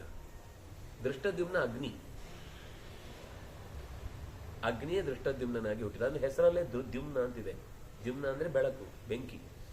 ದೃಷ್ಟದ್ಯುಮ್ನ ಅಂದ್ರೆ ಎದುರಿಸಲಾಗದ ಅಥವಾ ಎಲ್ಲವನ್ನು ಎದುರಿಸುವ ಶಕ್ತಿ ಉಳ್ಳವ ಅನ್ನೋ ಅರ್ಥದಲ್ಲಿ ಬಂದದ್ದು. ಏಕಲವ್ಯನಿಗೂ ದೃಷ್ಟದ್ಯುಮ್ನಿಗೆ ಏನು ಸಂಬಂಧವೇ ಇಲ್ಲ, ಅವನು ಬೇರೆನೆ, ಇವನು ಬೇರೆನೆ. ದ್ರೋಣಾಚಾರ್ಯರನ್ನ ಕೊಲ್ಲಕ್ಕೆ ಎಲ್ಲ ಸುಮ್ಮನೆ ಕತೆ. ಇದೆಲ್ಲ ಅಸಂಬದ್ಧ ಪಾಯಿಂಟ್ಸ್ ಗಳನ್ನ ಜೋಡಿಸಿ ಹೇಳ್ಕೊಡಲ್ಲ ಅಂತ ಅನ್ಕೊಂಡಿದ್ದ. ಅದೇ ರಾಮಾಯಣ ಮಹಾಭಾರತನ ಓದಿಲ್ಲ, ಯಾರು ಈ ಕಥೆಯನ್ನು ಕಟ್ಟಿದಾರೋ ಅವರಿಗೆ ಹೇಗಾದ್ರೂ ಒಂದು ನ್ಯಾಯ ಸಲ್ಲಿಸಬೇಕು, ಅವನಿಗಾದ ಅನ್ಯಾಯಕ್ಕೆ ಪ್ರತೀಕಾರ ಹೇಳಬೇಕು ಅಂತ ಅನ್ನೋದಕ್ಕೋಸ್ಕರ ಎಲ್ಲಿ ನೋಡಿ, ದೃಷ್ಟದ್ಯುಮ್ನನು ಪ್ರಾಮಾಣಿಕ ಅಂದ್ರೆ ಕಥೆಯಲ್ಲಿರುವ ಪಾತ್ರ. ಏಕಲವ್ಯನೂ ಪ್ರಾಮಾಣಿಕ, ಸತ್ಯಗಳ ನಡುವೆ ಒಂದು ಸುಳ್ಳು. ಏಕಲವ್ಯನೇ ದೃಷ್ಟದ್ಯುಮ್ನಾಗಿ ಹುಟ್ಟಿದ ಅಂತ ಅದೆಲ್ಲೂ ಇಲ್ಲ. ಒಂದು. ಎರಡನೇದು, ಏಕಲವ್ಯ ಅತ್ಯಂತ ದುಷ್ಟ. ಹಲವು ಬಾರಿ ಮಥುರೆಯ ಮೇಲೆ ಯುದ್ಧ ಮಾಡಿದವರಲ್ಲಿ ಒಬ್ಬವನು. ಹಾಗಾಗಿ ಅವನನ್ನ ಕೃಷ್ಣ ಅನಿವಾರ್ಯ. ಇಲ್ಲ ಅಂದ್ರೆ ಕೃಷ್ಣನಿಗೆ ಯಾಕೆ ಸುಮ್ನೆ ಅವನನ್ನ ಬೆನ್ನಟ್ಕೊಂಡು ಕೊಲ್ಬೇಕಿತ್ತ? ನೋಡಿ, ಕಲಿಯುವುದಕ್ಕೆ ಇರುವ ಹಠ ಬೇರೆ, ಅವರಲ್ಲಿರುವ ಒಳ್ಳೆತನ ಬೇರೆ. ಒಳ್ಳೆತನಕ್ಕೂ ಗುರುಗಳಲ್ಲಿ ತೋರಿಸುವ ಭಕ್ತಿಗೂ ಸಂಬಂಧವೇ ಇಲ್ಲ. ಅಲ್ಲ, ಅವ್ನು ದ್ರೋಣಾಚಾರ್ಯರಿಂದ ಕಲ್ತಿದ್ದಾನೆ. ಶುರುವಲ್ಲಿ ಗುರುದಕ್ಷಿಣೆ ಕೊಡ್ಲಿಕ್ಕೆ ಮುಂಚೆ ಅವ್ನು ನೋಡಿ ಕಲ್ತಿದ್ದು. ಹೌದು, ಪ್ರತ್ಯೇಕವಾಗಿ. ನೋಡಿ, ಬುದ್ಧಿವಂತಿಕೆಗೂ ಪ್ರಾಮಾಣಿಕತೆಗೂ ಸಂಬಂಧ ಇಲ್ಲ. ಬುದ್ಧಿವಂತಿಕೆ ಮತ್ತು ಪ್ರಾಮಾಣಿಕತೆ ಒಟ್ಟಿಗಿದ್ರೆ ಆಗ ಸತ್ಯ ಗೆಲ್ಲುತ್ತೆ. ದಕ್ಷಿಣ ಕೊಡ್ಬೇಕಾಗಿರ್ಲಿಲ್ಲ ಅಲ್ವಾ? ಅಲ್ಲ, ಅದು ಯಾಕೆ ಕೊಟ್ಟ ಅಂದ್ರೆ ತನಗೆ ಆ ವಿದ್ಯೆ ಸಿದ್ಧಿಸ್ಬೇಕು ಅಂತ ಅಷ್ಟೇ ಹೊರತು ಗುರುಗಳ ಮೇಲೆ ವಿಶೇಷ ಭಕ್ತಿ ಏನಲ್ಲ ಅವನಿಗೆ. ಅದ್ರಲ್ಲಿ ಏನು ಅಂದ್ರೆ ಕಲೀಲಿಕ್ಕೆ ಇದು ಬೇಕು ಅಂತ ಅವನಿಗೆ ನಿಶ್ಚಯ ಇತ್ತು. ಅದನ್ನ ಕೇಳಿದ ತಕ್ಷಣ ಕೊಟ್ಟ. ಅಂದ್ರೆ ಅವ್ರಿಗೆ ಡೌಟ್ ಬರಬಾರ್ದಲ್ಲ, ಅವ್ರು ಕೊಡ್ಬೇಕು ಅಂತ ಏನ್ ಅನ್ಕೊಂಡಿದಾರೋ ಅದರಿಂದಾಗೆ ಮತ್ತೆ ಅವನಿಗೆ ವಿದ್ಯೆ ಕೊಟ್ರು. ಆ ಕೊಟ್ಟದ್ದನ್ನ ಅವನು ಮತ್ತೆ ದುರ್ಬಳಕೆ ಮಾಡ್ಕೊಂಡ ಕೃಷ್ಣ ಬಿಡ್ಲಿಲ್ಲ, ಸಂಹಾರ ಮಾಡಿದ. ಹಾಗಾಗಿ ಏಕಲವ್ಯ ಕೃಷ್ಣನ ಕೈಯಲ್ಲಿ ಸತ್ತ. ನೋಡಿ, ಕೇವಲ ದುಷ್ಟ ಆಗಿದ್ರೆ ಅವನನ್ನು ಹೊಡೆದು ಓಡಿಸ್ತಾರಷ್ಟೇ, ಕೊಲ್ಲಲ್ಲ.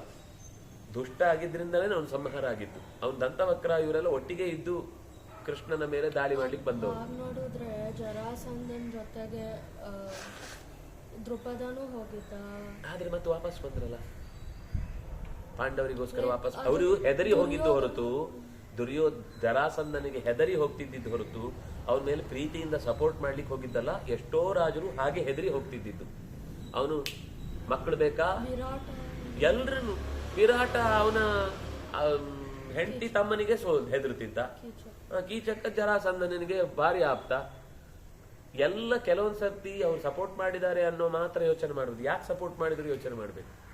ಇಷ್ಟಪಟ್ಟು ಸಪೋರ್ಟ್ ಮಾಡಿದವರು ದಂತವಕ್ರ, ಶಿಶುಪಾಲ, ಸಾಲ್ವ ಇವರೆಲ್ಲ ಇಷ್ಟಪಟ್ಟು ಮಾಡಿದವರು.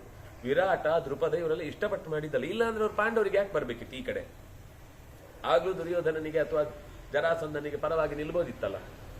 ಜರಾಸಂಧನಿಗೆ ಮಧ್ಯದಲ್ಲೇ ವಾಪಸ್ ಬಂದಿದ್ದಾರೆ ಅವರು.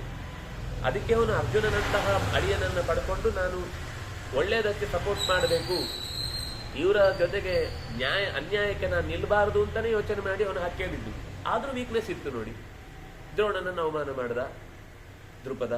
ಒಳ್ಳೆಯವರಲ್ಲೂ ವೀಕ್ನೆಸ್ ಇರುತ್ತೆ, ಕೆಟ್ಟವರಲ್ಲೂ ಒಳ್ಳೆ ಗುಣಗಳು ಕೆಲವೊಮ್ಮೆ ಅಭಿವ್ಯಕ್ತ ಆಗುತ್ತೆ. ಅಷ್ಟರಿಂದ ಒಂದೇ ವ್ಯವಸ್ಥೆಯಿಂದ ಅವರನ್ನು ಒಂದು ಗುಣದಿಂದ ಎಲ್ಲವನ್ನೂ ಸರಿ ಅಥವಾ ಒಂದು ತಪ್ಪಿನಿಂದ ಎಲ್ಲವನ್ನೂ ತಪ್ಪು ಅಂತ ಹೀಗೆ ನಿರ್ಧಾರ ಮಾಡ್ಲಿಕ್ಕೆ ಬರುವುದಿಲ್ಲ.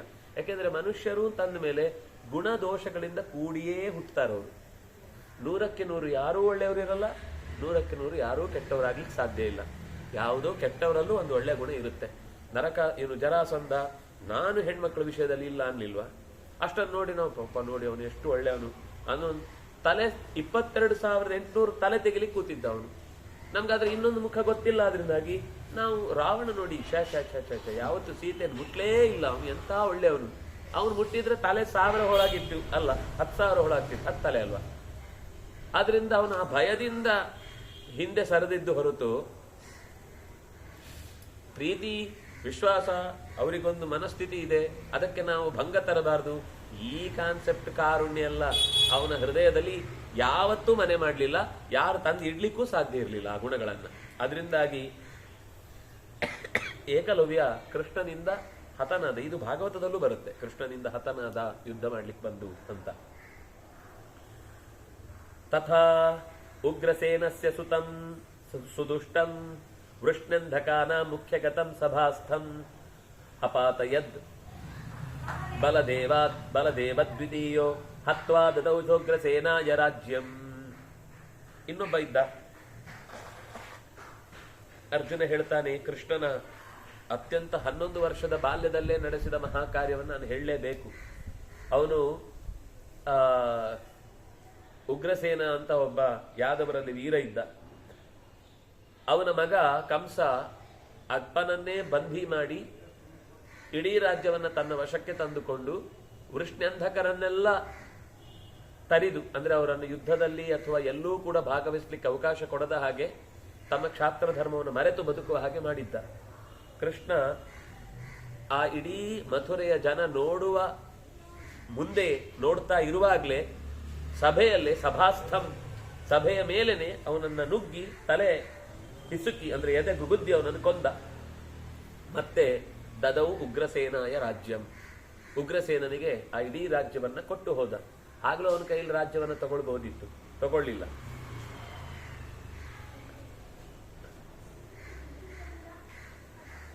ಅಯಂ ಸೌಭಂ ಯೋಧಯಾಮಾಸ ಸ್ವಸ್ಥಂ ವಿಭೀಷಣಂ ಮಾಯಯಾ ಸಾಲ್ವರಾಜಂ ಸೌಭದ್ವಾರಿ ಪ್ರತ್ಯಗೃಹ್ಣಾ ಚತಗ್ನೀಂ ದೌರ್ಭ್ಯಾಂ ಕ ಏನಂ ವಿಷಹೇತ ಮರ್ತ್ಯಃ. ಸೌಭ ಅಂತ ಒಬ್ಬ ಇದ್ದ, ಸಾಲ್ವ ದೇಶದ ರಾಜ. ಅವನು ಕೂಡ ಮಾಯಾವಿದ್ಯೆಯಿಂದ ಕೃಷ್ಣನನ್ನ ಹಲವು ಬಾರಿ ಕಂಗೆಡಿಸುವ ಪ್ರಯತ್ನವನ್ನ ಮಾಡಿ ಕೊನೆಗೆ ಕೃಷ್ಣನಿಂದಲೇ ಅವನ ಶಕ್ತಿಯನ್ನ ತಡಿಲಿಕ್ಕಾಗದೆ ಸತ್ತ. ಪ್ರಾಗ್ಜ್ಯೋತಿಷಂ ನಾಮ ಬಭೂವ ದುರ್ಗಂ ಪರಂ ಘೋರಂ ಅಸುರಾಣಾಮ ಸಖ್ಯಂ ಮಹಾಬಲೋ ನರಕಸ್ತತ್ರ ಭೌಮೋ ಜಹಾರಾದಿತ್ಯ ಮಣಿಕುಂಡಲೇ ಶುಭೆ. ಪ್ರಾಗ್ಜ್ಯೋತಿಷ ಅಂತ ಒಂದು ನಗರ, ಅದರ ಸುತ್ತ ಅತ್ಯಂತ ಅನೂಹ್ಯವಾದ, ಗಂಭೀರವಾದ, ಯಾರಿಂದಲೂ ಭೇದಿಸಲಿಕ್ಕೆ ಸಾಧ್ಯವಾಗದ ಕೋಟೆ ಇತ್ತು. ಅದೆಲ್ಲ ಒಂಥರ ಕಣಿವೆ, ಆಳದ ಊರು. ಅಲ್ಲಿ ಹೀಗೆ ಹತ್ತಬೇಕು, ಹೀಗೆ ಇಳಿಬೇಕು. ಹತ್ತುವಾಗ್ಲೂ ಮೇಲೆ ಹೋಗ್ಬೋದು, ಇಳಿವಾಗ್ಲೂ ಮೇಲೆ ಹೋಗ್ಬೋದು, ಹೇಳಲಿಕ್ಕೆ ಬರಲ್ಲ ಜಾರಿದ್ರೆ. ಆದ್ರಿಂದಾಗಿ ಅಂತಹ ಜಾಗದಲ್ಲಿ ನರಕ ಅನ್ನುವಂತಹ ಒಬ್ಬ, ನರಕವನ್ನೇ ಸೃಷ್ಟಿ ಮಾಡಿದ ಒಬ್ಬ ಅಸುರ ಇದ್ದ. ಅವನು ದೇವತೆಗಳ ಯಾವ ಬೆದರಿಕೆಗೂ ಸೊಪ್ಪು ಹಾಕ್ತಿರ್ಲಿಲ್ಲ. ಅವನಿಗೆ ಯಾರೂ ಎದುರಾಳಿಗಳೇ ಇರಲಿಲ್ಲ. ದೇವತೆಗಳು ಕೂಡ ಅವನ ಮುಂದೆ ಕೈ ಸೋತು ಹೋಗಿದ್ರು. ಎಲ್ಲಿವರೆಗೆ ಅಂದ್ರೆ ಅದಿತ್ಯಾಹ, ಅದಿತಿ ಅಂತ ದೇವತೆಗಳ ತಾಯಿ, ಅವಳ ಕರ್ಣಕುಂಡಲಗಳನ್ನ ಅಪಹರಿಸಿಕೊಂಡು ಬಂದಿದ್ದ. ಅದೆಲ್ಲ ಏನು ಅಂದ್ರೆ, ನಾನು ನಿಮ್ಮನ್ನ ಕಸದ ತರ ನೋಡ್ತೇನೆ, ನನಗೆ ನೀವೆಲ್ಲ ದೊಡ್ಡ ಲೆಕ್ಕನೇ ಅಲ್ಲ ಅಂತ. ಅಂತಹ ದೇವತೆಗಳನ್ನೇ ಅಣಗಿಸುವ ರೀತಿಯಲ್ಲಿ ಆ ಕುಂಡಲವನ್ನು ಹೊತ್ತು ತಂದಿದ್ದ. ನತಂ ದೇವಾಸಹ ಶಕ್ರೇಣ ಶೇಕು ಸಮಾಗತಾ ಯುಧಿ ಮೃತ್ಯೋರಭೀತಾ ದೃಷ್ಟ್ವಾ ಚ ತಂ ವಿಕ್ರಮಂ ಕೇಶವಸ್ಯ ಬಲಂ ತಥೈವಾಕ್ರಮವಾರಣೀಯಂ. ಅಂತಹ ದೇವತೆಗಳೆಲ್ಲ ಇಂದ್ರನನ್ನು ಕೂಡಿಕೊಂಡರೂ ಕೂಡ ನರಕಾಸುರನನ್ನು ಗೆಲ್ಲಲಿಕ್ಕಾಗದೇ ಇದ್ದಾಗ ಕೇಶವನ ಹತ್ರ ಹೋಗಿ ಹೇಳಿದ್ರು, ನೋಡು, ಹೀಗೆ ನಮ್ಮ ಕುಂಡಲವನ್ನು ಅಪಹರಿಸಿ ಮರ್ಯಾದೆ ತೆಗೆದಿದ್ದಾನೆ. ಅಷ್ಟೇ ಅಲ್ಲ, ಇಡೀ ಭೂಮಿಗೆನೆ ಅವನು ಕಂಟಕನಾಗಿ ಇನ್ನಷ್ಟು ಹಿಂಸೆ ಮಾಡ್ತಾ ಇದ್ದಾನೆ. ಆದ್ರಿಂದಾಗಿ ಅವನನ್ನ ಮುಗಿಸುವ ಪ್ರಯತ್ನದಲ್ಲಿ ನೀನು ನಮಗೆ ಸಹಾಯ ಮಾಡಬೇಕು ಅಂತ ಕೇಳಿದ್ದಾಗ, ಜಾನಂತೋಸ್ಯ ಪ್ರಕೃತಿಂ ಕೇಶವಸ್ಯ ನಯೋಜಯದ್ದಸ್ಯುವಧಾಯ ಕೃಷ್ಣಂ ಸತತ್ಕರ್ಮ ಪ್ರತಿಶುಶ್ರಾವ ದುಷ್ಕರಂ ಐಶ್ವರ್ಯವಾನ್ ಸಿದ್ಧಿಷು ವಾಸುದೇವ. ದೇವತೆಗಳು ಬಂದು ಕೇಳಿಕೊಂಡಾಗ, ಆಯ್ತು, ನಿಮ್ಗಾಗಿ ನಾನು ಮಾಡಿಕೊಡದೆ ಇನ್ಯಾರಿಗೋಸ್ಕರ ಮಾಡಬೇಕು? ಮೇಹೂನಾ, ಇದ್ದೇನೆ, ನಾನು ನಡೆಸಿಕೊಡ್ತೇನೆ, ದುಷ್ಕರವಾದ್ರೂ ಕೂಡ ಈ ಕೆಲಸವನ್ನ ನಾನು ಮಾಡಿಯೇ ಕೊಡ್ತೇನೆ ಅಂತ ಹೇಳಿ, ಐಶ್ವರ್ಯವಾನ್, ಎಲ್ಲ ಕಡೆ ಅವನಿಗೊಂದು ವಿಶೇಷಣ ಹಾಕ್ತಾ ಹೋಗ್ತಾರೆ, ಎಲ್ಲದರ ಮೇಲೆ ಒಡೆತನ ಇದ್ದವ ಅಂದ್ರೆ ದೇವತೆಗಳೆಲ್ಲ ಅವನ ವಶ ಅಂತ ಅರ್ಥ. ಅದರದ್ದು ದೇವತೆಗಳೆಲ್ಲ ಅವನ ವಶವಾಗಿ ಎಲ್ಲ ಸಿದ್ಧಿಯನ್ನ ಪಡೆದವನಾಗಿ, ನಿರ್ಮೋಚನೆ ಷಟ್ಸಹಸ್ರಾಣಿ ಹತ್ವ, ಆ ಪ್ರಾಗ್ಜ್ಯೋತಿಷದ ಒಳಗೆ ಇದ್ದ ನಗರದ ಹೆಸರು ನಿರ್ಮೋಚನ, ಯಾರಿಂದಲೂ ಬಿಡಿಸಲಾಗದ ಗಗ್ಗಂಟಿನ ಊರು. ಅಲ್ಲೇ ಈ ನರಕಾಸುರ ಅಡಗಿ ಕೂತಿದ್ದ. ಅಲ್ಲಿ 6,000 ಅತ್ಯಂತ ಭಯಾನಕವಾದ ಮಾಯಾವಿಗಳು ಅನೇಕ ತರದ ಮಾಯಾ ಬಲೆಗಳನ್ನು ಹೆಣೆದು ಕೃಷ್ಣನನ್ನ ಒಳಕ್ಕೆ ಬಾರದಂತೆ ತಡೆದು ನಿಲ್ಲಿಸಿದ್ರು. ಕೃಷ್ಣ ಪ್ರತಿಯೊಬ್ಬರನ್ನೂ ಹಂತ ಹಂತವಾಗಿ ಸೋಲಿಸಿ, ಅವರು ಬೀಸಿದ್ದಂತಹ ಪಾಶವನ್ನ, ಬಲೆಯನ್ನ ಸಂಛಿದ್ಯ ಚೆನ್ನಾಗಿ ಕತ್ತರಿಸಿ ತೀಕ್ಷ್ಣವಾದ ಬಾಣಗಳಿಂದ ಅವರನ್ನೆಲ್ಲ ಹಿಮ್ಮೆಟ್ಟಿಸಿ ಕೊಂದ. ಕೊನೆಗೆ ಅವರಲ್ಲೊಬ್ಬ ಲೀಡರ್ ಇದ್ದ. ಆ 6,000 ಜನಕ್ಕೆ 6 ಜನ ಇದ್ರು. 6 ಜನಕ್ಕೆ ಒಬ್ಬ ಇದ್ದ, ಅವನು ಮುರ ಅಂತ. ಮುರ ಅನ್ನೋನು ಮಾಯಾವಿಗಳಲ್ಲಿ ಅತ್ಯಂತ ಹಿರಿಯ. ಅದರಿಂದಾಗಿ ಕೃಷ್ಣನಿಗೆ ಮುರಾರಿ ಅಂತ ಹೆಸರು.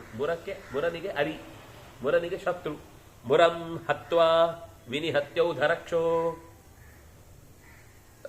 ಈ ರಾಕ್ಷಸರ ಅಷ್ಟೂ ಗುಂಪನ್ನ ಕೊಂದು ನಿರ್ಮೋಚನಂ ಚಾಪಿ ಜಗಾಮ ವೀರ, ಸೀದಾ ನಗರದೊಳಗೆ ಪ್ರವೇಶ ಮಾಡಿದ.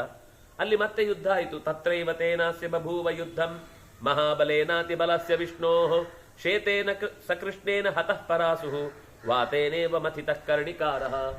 ದೊಡ್ಡ ಬೇರು ಗಟ್ಟಿ ಇಲ್ಲದ ಮರ ಗಾಳಿಯ ವೇಗಕ್ಕೆ ತಾನು ಹಿಡಿದು ತನ್ನನ್ನು ನಿಲ್ಲಿಸಿಕೊಳ್ಳಲಾರದೆ ಅಡ್ಡ ಬಿದ್ದಂತೆ ನರಕಾಸುರನು ಕೂಡ ಕೃಷ್ಣನ ಬಾಣಕ್ಕೆ ಹತನಾಗಿ ಕೆಳಕ್ಕೆ ಬಿದ್ದ. ಆಹೃತ್ಯ ಕೃಷ್ಣೋ ಮಣಿಕುಂಡಲೇತ್ವೇ, ಆ 2 ಕುಂಡಲಗಳನ್ನು ಕೂಡ ಅವನ ಕೈಯಿಂದ ಕಸಿದುಕೊಂಡು ಹತ್ವಾ ಸಭೌಮಂ ನರಕಂ ಮುರಂಚ, ಅವರಿಬ್ಬರನ್ನು ಕೊಂದ ಬಳಿಕ ಸೀದ ದೇವತೆಗಳಿಗೆ ಕೊಂಡು ಹೋಗಿ ಅದನ್ನು ಕೊಟ್ಟ. ಅವರು ಕೂಡ ಬಹಳ ಪ್ರೀತಿಯಿಂದ ಕೃಷ್ಣನಿಗೆ ವಾಪಸ್ ವರ ಕೊಟ್ರಂತೆ. ನೀನ್ ಯಾವಾಗ ಕರೆದ್ರು ನಾವು ಬರ್ತೀವಿ, ನೀನ್ ಯಾವಾಗ ಬೇಕಾದ್ರೂ ಏನ್ ಕೇಳಿದ್ರು ಕೊಡ್ತೀವಿ. ಆಯ್ತು, ನಿಮ್ ಸೇವೆಯನ್ನು ನಾನು ಬೇಡ ಹೇಳುವುದಿಲ್ಲ, ಬೇಕಾಗಿರುವುದಿಲ್ಲ ಅವರಿಗೆ.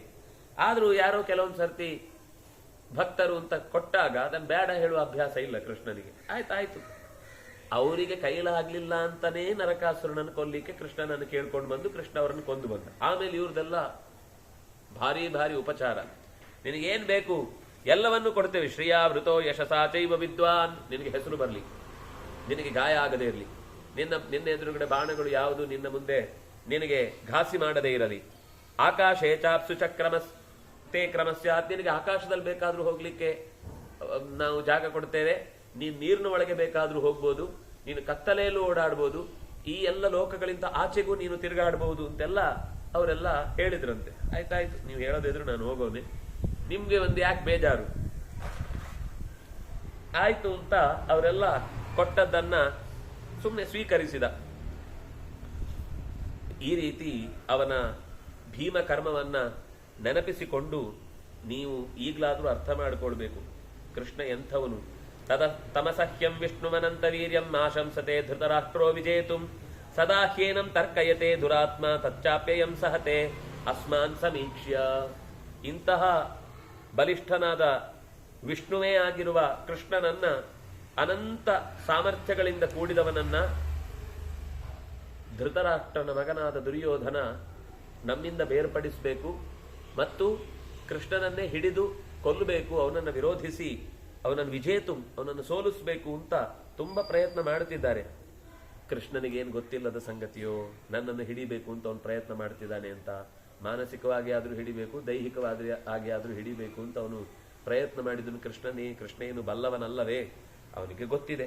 ಆದರೆ ನಮ್ಮ ಮೇಲಿನ ಪ್ರೀತಿಯಿಂದ ನಮ್ಮ ಬಂಧುವಾಗಿದ್ದಿ ನೀನು ಅನ್ನುವ ಕಾರಣಕ್ಕೆ ನೀನನ್ನು ಹೊಡೆಯದೆ ಸುಮ್ಮನೆ ಬಿಟ್ಟಿದ್ದಾನೆ.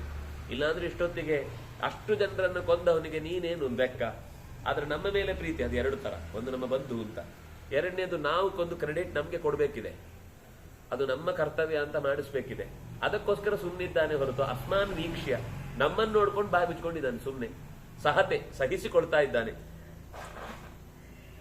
ಸಹನೆಯ ಹಿಂದೆ ಇರುವುದು ಕರುಣೆ, ನಮ್ಮ ಮೇಲಿನ ಕರುಣೆ. ನಾವು ಮಾಡಬೇಕಾದ ಕರ್ತವ್ಯವನ್ನು ನಾವೇ ಮಾಡಿ ಪುಣ್ಯ ಬರಲಿ ಅಂತ. ತಾನು ಮಾಡಿದ್ರೆ 2 ನಿಮಿಷಕ್ಕೆ ಮುಗಿದು ಹೋಗುತ್ತೆ, ಬೇಡ ಅವ್ರವ್ರ ಕೆಲಸ ಅವರೇ ಮಾಡಿದ್ರೆ ಚಂದ ಅಂತ ಬಿಟ್ಟಿದ್ದಾನಷ್ಟೇ. ಅದನ್ನು ಎಲ್ಲ ಅರ್ಥ ಮಾಡ್ಕೊಳ್ತಾನೆ. ಪರ್ಯಾಗತಂ ಮಮ ಕೃಷ್ಣಸ್ಯ ಚೈವ ಯೋ ಮನ್ಯತೆ ಕಲಹಂ ಸಂಪ್ರಸಹ್ಯ ಶಕ್ಯಂ ಹರ್ತುಂ ಪಾಂಡವಾನಾಂ ಮಮತ್ವಂ ತದ್ವೇದಿತಾ ಸಂಯುಗೆ ತತ್ರ ಗತ್ವಾ. ಕೃಷ್ಣನ ಮತ್ತು ನಮ್ಮ ನಡುವೆ ಹೇಗಾದ್ರೂ ಕಲಹವನ್ನ ತಂದಿಡಬೇಕು ಅಂತ ಬಹಳ ಪ್ರಯತ್ನಿಸಿದ್ದು ನಮಗೇನು ಗೊತ್ತಿಲ್ಲ ಅಂತಿಲ್ಲ. ಆದ್ರೆ ಅರ್ಜುನ ಹೇಳ್ತಾನೆ, ಇದ್ಯಾವುದು ಅವನು ಅನ್ಕೊಂಡಿದ್ದಾಗಲ್ಲ. ಪಾಂಡವರನ್ನ ಹಾಗೆ ಕೃಷ್ಣನಿಂದ ದೂರ ಮಾಡ್ಲಿಕ್ಕೆ ಆಗುದಿಲ್ಲ. ಕೃಷ್ಣನ ಜೊತೆಗೇನೆ ಪಾಂಡವರು ಯುದ್ಧಕ್ಕೆ ಬರ್ತಾರೆ. ನೀವು ಶಂತನುವಿನ ಮಗನಾದಂತಹ ಭೀಷ್ಮನಿಗೆ, ಬೃಹಸ್ಪತಿಯ ಮಗನಾದಂತಹ ದ್ರೋಣಾಚಾರ್ಯರಿಗೆ, ಅವನು ಜೊತೆಗಿರುವಂತಹ ಅಶ್ವತ್ಥಾಮನಿಗೆ, ಕೃಪಾಚಾರ್ಯರಿಗೆ, ಎಲ್ಲರಿಗೂ ಒಂದು ವಿಷಯ ಹೇಳಿ. ಕೃಷ್ಣ ಆದೇಶ ಕೊಟ್ಟ ಮೇಲೆ ಯುದ್ಧಕ್ಕಾಗಿ ಎಲ್ಲರ ಜೊತೆಗೂ ಹೋರಾಡ್ಲಿಕ್ಕೆ ಸಿದ್ಧ ನಾವು. ನೋಡಿ, ಇಲ್ಲಿ ಹೇಳಿದ್ದಾನೆ ಹೀಗೆ ಯುದ್ಧ ಮಾಡ್ತೇನೆ ಅಂತ. ಯುದ್ಧದಲ್ಲಾಗುವಾಗ ಭೀಷ್ಮದ್ರೋಣ ಪ್ರಮುಖತಃ ಸರ್ವೇ ಶಾಂತ ಮಹೀಕ್ಷಿತಾನ್ ಉವಾಚ ಪಾರ್ಥ ಪಶ್ಯೇತಾನ್ ಸಮವೇತಾನ್ ಕುರು ನೀತಿ ಅಂತ ತಕ್ಷಣ ಆಗೋದಿಲ್ಲ, ನಾನು ಯುದ್ಧ ಮಾಡಲ್ಲ, ಅಯ್ಯೋ ಸ್ವಜನಂ ಹಿ ಕಥಂ ಹತ್ವಾ ಸುಖಿನಸ್ಯಾಮ ಮಾಧವ ಯದ್ಯಪ್ಯೇತೇನ ಪಶ್ಯಂತಿ ಲೋಭೋ ಬಾಧ ಚೇತಸಃ ಅಂತೆಲ್ಲ ಆಮೇಲೆ ಗೋಳಿಟ್ಟ. ಈಗೇನು ಹೇಳಿದ್ದಾನೆ ನೋಡಿ, ಅವನು ಹೇಳಿದ್ದೇನು ಅಂತಂದ್ರೆ, ಶಾಂತನವಾಯ ರಾಜ್ಞೆ ದ್ರೋಣಾಯ ಅಥೋ ಸಹಪುತ್ರಾಯ ಚೈವ ಶಾರದ್ವತಾಯ ಅಪ್ರತಿದ್ವಂದ್ವಿನೇ ಚ ಯೋತ್ಸ್ಯಾಮ್ಯಹಂ. ನಾನು ಅವ್ರ ಜೊತೆಗೆ ಯುದ್ಧ ಮಾಡ್ತೇನೆ. ರಾಜ್ಯ ಪಡಿಬೇಕಾದ ಅನಿವಾರ್ಯತೆ ಬಂತು ಅಂದ್ರೆ ಹೀಗೆ ಹೇಳ್ಬೋದು, ಇದು ಒಂಥರ ರಾಜ್ಯ ಪಡೆಯುವುದಕ್ಕೆ ಸೋಲಿಸ್ತೇನೆ ಅಂತ ಅನ್ಕೊಂಡಿದ್ದ. ಅಲ್ಲಿ ನೋಡಿದ್ರೆ ಅದು ಮಾಡು ಇಲ್ಲವೇ ಮಡಿ, ಡೂ ಆರ್ ಡೈ ಅಂತ ಪರಿಸ್ಥಿತಿ ಬಂತು. ಆದ್ರಿಂದ ಸ್ವಲ್ಪ ಸಾವು ಅನ್ನುವ ಪ್ರಶ್ನೆ ಬಂದಾಗ ಎಷ್ಟೇ ವೈರ ಇದ್ರೂ ಒಂದು ಕ್ಷಣಕ್ಕೆ ಬೇಡ ಅನ್ಸ್ಬಿಡುತ್ತೆ. ಎಷ್ಟು ಕೋಪ ಇರಲಿ, 50-60 ವರ್ಷ ಕಾಪಾಡಿಕೊಂಡು ಬಂದ ಕೋಪ ಹಾಸಿಗೆಯಲ್ಲಿ ಪ್ರಾಣ ಬಿಡುವ ಹೊತ್ತಿಗೆ ಇನ್ನು ಹೇಗೂ ಸಾಯ್ತಾನೆ, ಈಗ ಯಾಕೆ ದ್ವೇಷಿಸ್ಬೇಕು ಅಂತಾದ್ರೂ ಕೆಲವೊಂದು ಸರ್ತಿ ಕರಗತ್ತೆ ಮನಸ್ಸು. ಅದನ್ನ ಹೇಳ್ತಾರೆ. ಇಲ್ಲ, ಮನಸ್ಸಿನದ್ದು ಸ್ಥಿತಿ ಅಂದ್ರೆ ಪರಮ ಕ್ರೂರಿಗಳ ಹತ್ರ ಈ ಮಾತಿಲ್ಲ. ಕ್ರೌರ್ಯದ ಕೋಪ ಇರ್ಬೇಕಾದ್ರೆ ಬೇರೆ ಏನಾದ್ರೂ ಯೋಚನೆ ಆದ್ರೂ ಬರತ್ತಾ, ಕಂಟ್ರೋಲ್ ಇರತ್ತ. ಸಾಯ್ತಾನೆ ಅಂತ ಗೊತ್ತಾಗಿ ಅಲ್ಲಿ 4 ಜನ ಬುದ್ಧಿ ಹೇಳ್ತಾರೆ, ಈಗೇನು ಅವನು ಇನ್ನೂ ಸಾಯ್ತಿದ್ದಾನೆ, ಆ ಹೊತ್ತಿಗೂ ನೀನು ಸಾಧಿಸ್ತೀಯ ಅಂತ. ಆಗ ಕೊನೆಗೆ ಬೇಡ ಅಂತ ಕೆಲವೊಮ್ಮೆ ಕರಗುದಿದೆ. ಅದಕ್ಕೆ ರಾಮಚಂದ್ರನು ಕೂಡ ಹೊಡೆದಾಟದ ಸಂದರ್ಭ ಬಂದಾಗ ಒಂದೇ ಸಲ ಬಿಡ್ತಾನೆ. ಎಲ್ಲಿಯಾದ್ರೂ ಈ ಹೊತ್ತಿನಲ್ಲಾದ್ರೂ ನಾವು ಅಣ್ಣ ತಮ್ಮಂದ್ರು ಒಟ್ಟಿಗಿದ್ದವರು, ಹುಟ್ಟುತ್ತಾನೇ ಎಣ್ಣೆ ಸೀಗೆ ತರ ಹುಟ್ಟಿದವರಾದ್ರೆ ಅವರನ್ನ ಸಾಯುವಾಗ ಅವರು ಅದೇ ಖುಷಿ ಪಡ್ತಾರೆ. ಹಾಗಲ್ಲ, ಬಹಳ ಕಾಲ ಒಟ್ಟಿಗಿದ್ದವರು. ಒಂದು ಕಾಲದಲ್ಲಿ ಪ್ರಾಣ ಹೋಗಿ, ಯಾಕಂದ್ರೆ ದ್ರೋಣಾಚಾರ್ಯ ಭೀಷ್ಮಾಚಾರ್ಯ ಎಲ್ಲ ತುಂಬಾ ಆತ್ಮೀಯತೆಯಿಂದ ಕಂಡವರು ಪಾಂಡವನನ್ನ. ಅದರಿಂದಾಗಿ ಆ ಹೊತ್ತಿಗೆ ಸಾವಿನ ಯೋಚನೆ ಬಂದಾಗ ಎಷ್ಟು ನಮ್ಮನ್ನ ಪ್ರೀತಿಯಿಂದ ನೋಡ್ಕೊಂಡಿದ್ದಾರೆ. ಹಾಗೆ ಹೇಳಬೇಕು ಅಂದ್ರೆ ಕೌರವರಿಗಿಂತ ಹೆಚ್ಚು ಆಸ್ತಿ ತೋರಿಸಿದ್ ನಮ್ಗೇನೆ. ಆದ್ರೆ ಈಗ ಧೃತರಾಷ್ಟ್ರ ಆ ಪಕ್ಷದಲ್ಲಿದ್ದಾನೆ ಅನ್ನುವ ಕಾರಣಕ್ಕೆ ಅಲ್ಲಿಯೇ ಅನಿವಾರ್ಯತೆಯನ್ನ ನಿಲ್ಲಬೇಕಾದ ಸ್ಥಿತಿ ಬಂದಿದೆ. ಅದರಿಂದಾಗಿ ಅವರನ್ನೂ ಕೂಡ ನಾನು ಬಡಿದು ನನ್ನ ಗುರಿಯನ್ನ ನಾನು ಸಾಧಿಸಿಕೊಳ್ತೇನೆ ಅಂತ ಹೀಗೆ ಅರ್ಜುನ ಪ್ರತಿಜ್ಞೆಯನ್ನು ಮಾಡ್ತಾನೆ. ನಂತರ ಇನ್ನು ಒಂದು ಸ್ವಲ್ಪ ಕೆಲವು ವಿಷಯಗಳನ್ನು, ಅಂದ್ರೆ ಹೇಗೆ ಯುದ್ಧವನ್ನ ಮಾಡಬೇಕಾದ ಪ್ರಸಂಗ ಬರುತ್ತೆ, ದುರ್ಯೋಧನ ಯಾಕೆ ಇಷ್ಟು ಹಾಳಾಗಿದ್ದಾನೆ, ಅವನಿಗೆ ಬೆಂಬಲ ನಿಜವಾಗಿ ಸಿಗಬೇಕಾದದ್ದು ಏನಿತ್ತು, ಅವನು ಯಾಕೆ ಇದನ್ನೆಲ್ಲ ಯೋಚನೆ ಮಾಡ್ತಿಲ್ಲ ಅಂತ ಮತ್ತೊಂದಿಷ್ಟು ಸಂಗತಿಗಳನ್ನು ಹೇಳ್ತಾನೆ. ಅಲ್ಲಿಗೆ 48ನೇ ಅಧ್ಯಾಯದ 90 ಶ್ಲೋಕ ಆಯ್ತು. ಶ್ರೀಹರಿಪ್ರಿಯತಾಂ ಶ್ರೀಕೃಷ್ಣ ಅರ್ಪಣಮಸ್ತು.